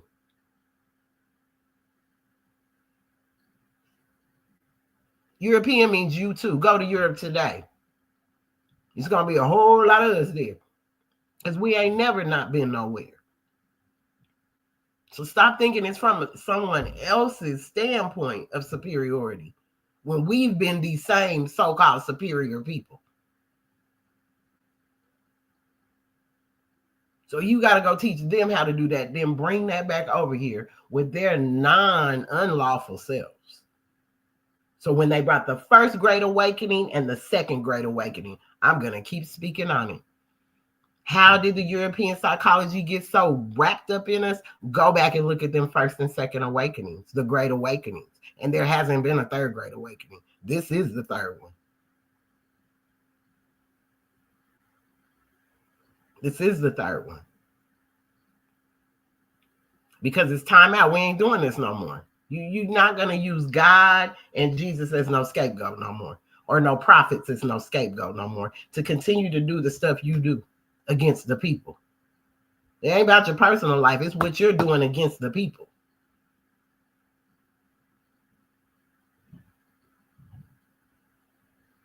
Universal message. Universal language. A language of our own so we can understand it. Not a language of someone else's that you need to learn, even though Allah said we should learn 5 different languages and how to typewrite too.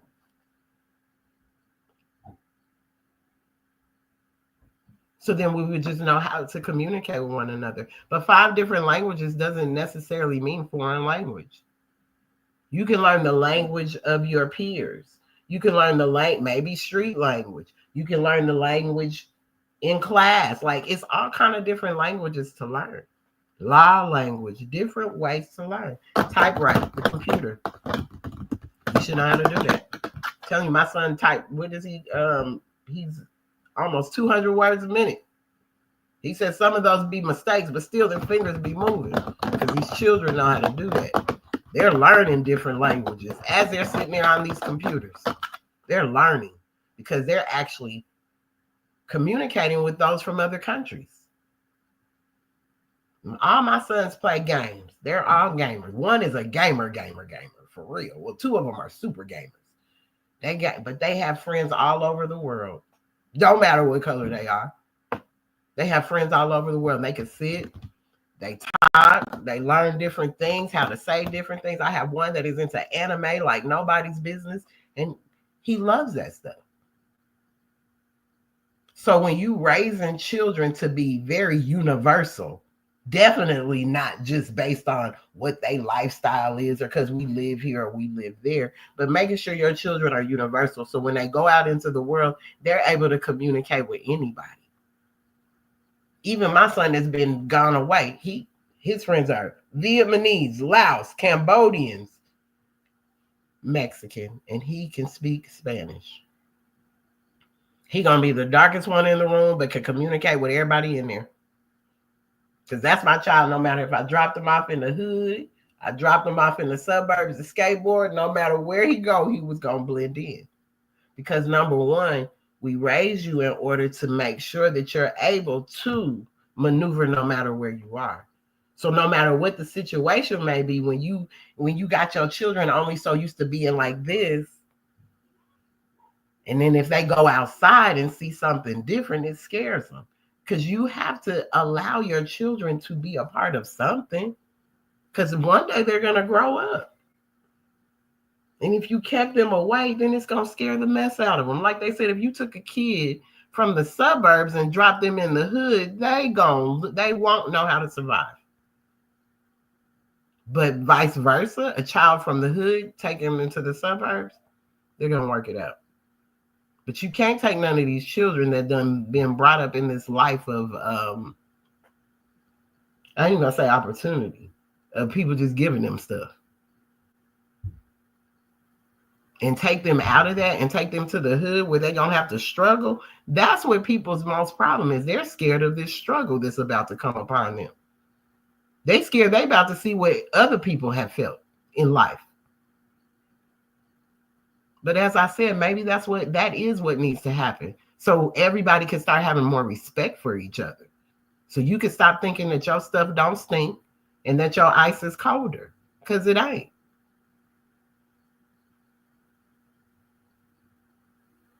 Nobody's better than anyone. And I feel everybody about to see that.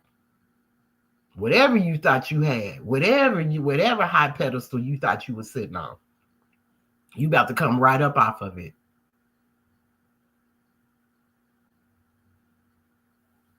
Because you haven't really even been that for your community.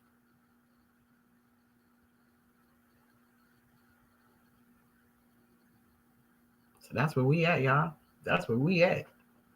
So I hope we all start treating each other better. That's where the fear and anxiety and depression comes from. They enter survival from the land of milk and honey. You shall right, and this is the land of milk and honey. And everyone has come up off of this land of milk and honey. Now it's time for us to get back what belongs to us. And I don't see why that's a problem. Why is it such a problem that we're getting back what belongs to us here in America? And because maybe we don't want to say, oh, I'm going back to Africa, because that's not where I'm from. Stay right here. This Northwest Africa, I'm staying in this part. I'm not going nowhere else. The fear, anxiety, and depression, I've been through it all. Raising family.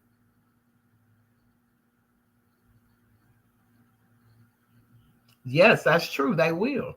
Or will they? But then we don't know that either, though. Because that might scare somebody that ain't never had it. They might go into a depression, Sister Kiana, because they're like, I ain't never. Are you serious? When we go back and look at, what's the movie with Eddie Murphy? Oh, my goodness. Where he got up off the street. Is that, what's that movie called? Oh, why can't I think of the movie? I can see him on the skateboard and everything.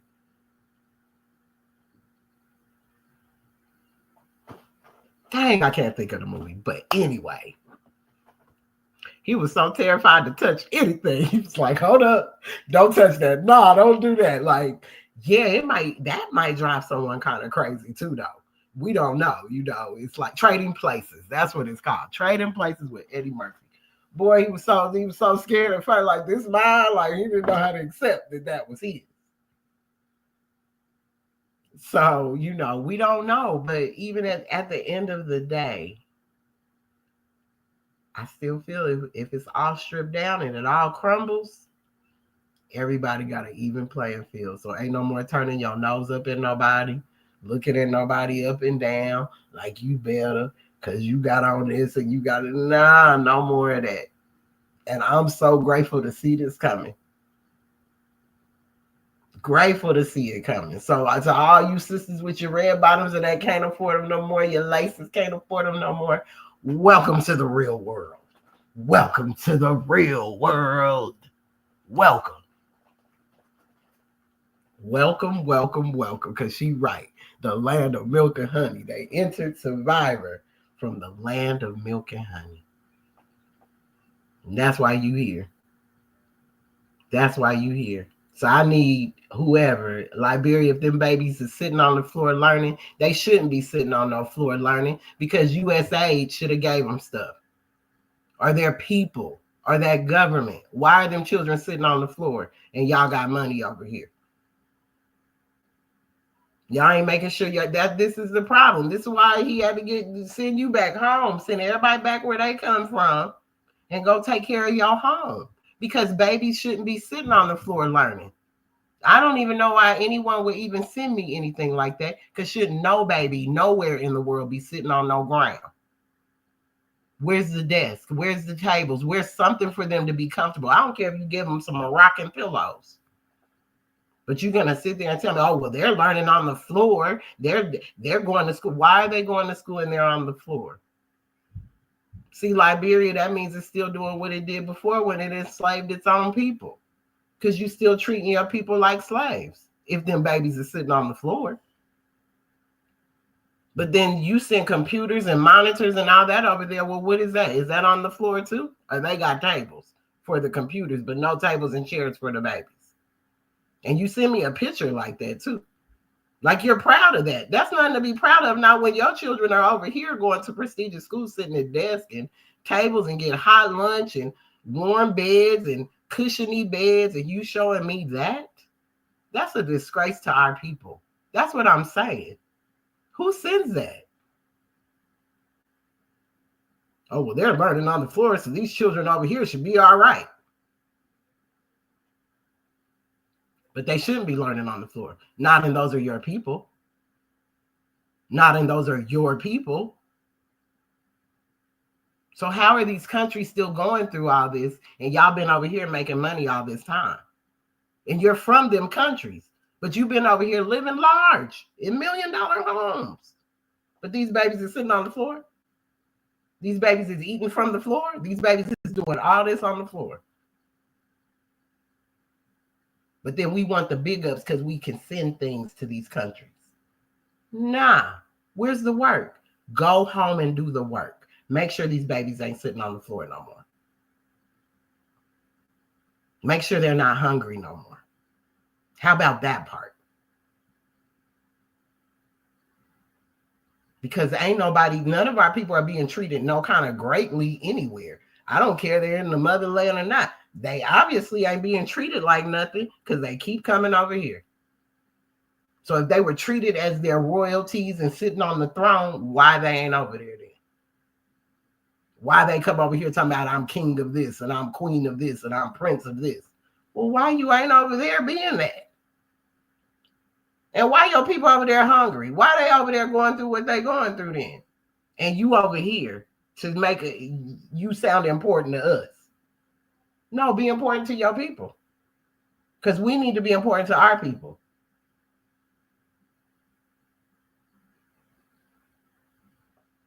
That's what I'm going to say. So if that's where your allegiance is, go be where your allegiance belongs to. My allegiance is right here in the Americas. This is what my allegiance is to my homeland, not nobody else's. I don't know nothing about over there. Not a nothing. I know people from over there. I don't know nothing about there though. I ain't never been there. And to be honest, I ain't never really had to want to go there. Maybe that's everybody else's flight. That's not mine. I'd rather enjoy everything in the Americas. I can go to North America, South America, Central America, and it's beautiful things everywhere. There's waterfalls all through Georgia, enchanted forests, pyramids everywhere. I can enjoy all that beauty right here on my own land. Just by going to visit different states. I got a whole book right here based on North America. A whole book based on North America. Guess where I got it out of? I got it out of one of them dollars places. What is Ollie's for $8? Travel North America. That's how much I'm about my country. Travel North America. Learn something about North America. Learn what's here. Go and visit something. This is a big old book to go through all of North America. This ain't even South America or Central. This is just North America. Expand your mind. Expand your mind. Stop thinking you got to go find everything everywhere else. Explore your own culture. Explore your own things. You want to make everything else seem so important when you don't even know your own history of the place where you at. You don't even know American history.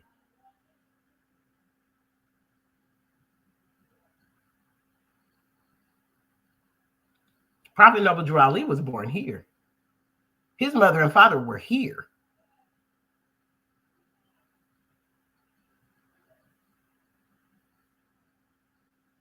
This is home.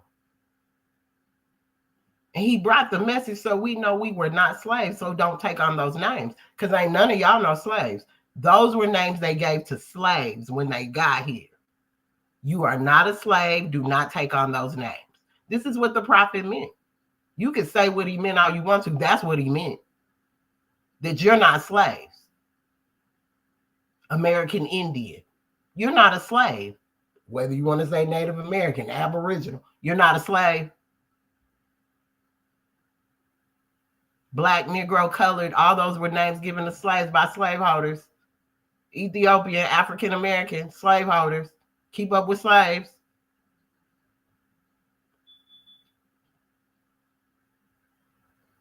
And now that he's telling you, we taking all that away, and they telling them folks, y'all ain't none of y'all know American Indians. Where? We did all y'all's DNA and ain't none of y'all that. And y'all mad because of that? Y'all mad because y'all can no longer have control? Because I think that's what it is, even with these organizations and anything else. You're mad because your control is over. Your quote unquote fake power is a wrap. So no matter they look like you, as I said, you about to see a lot of these humanoids that really ain't really who we are. They popping out and they're crashing out because they can't hold on to this fake power they swore they had. Remember, power is but an illusion. The force directs the power. So may the force be with you. Because the force is getting rid of this power.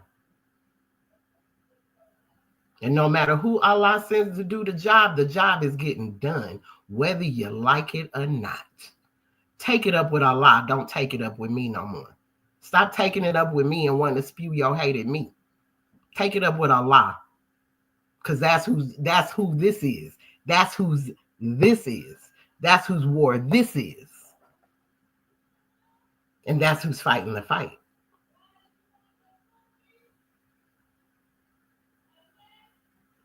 So you're never alone. You are not alone. I am here with you.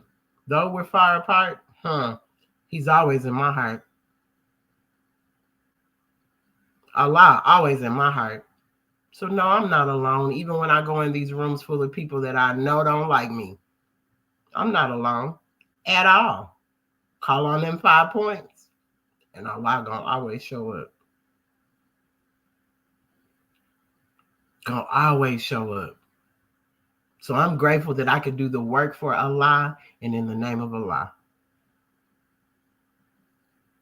So I thank Allah for giving me the opportunity and be able to show up in spaces where I'm not cared for and still do the duty and the job that I was called to do without a doubt or contradiction, and didn't ask for a dime because I didn't get paid a dime. And still did it with grace and integrity.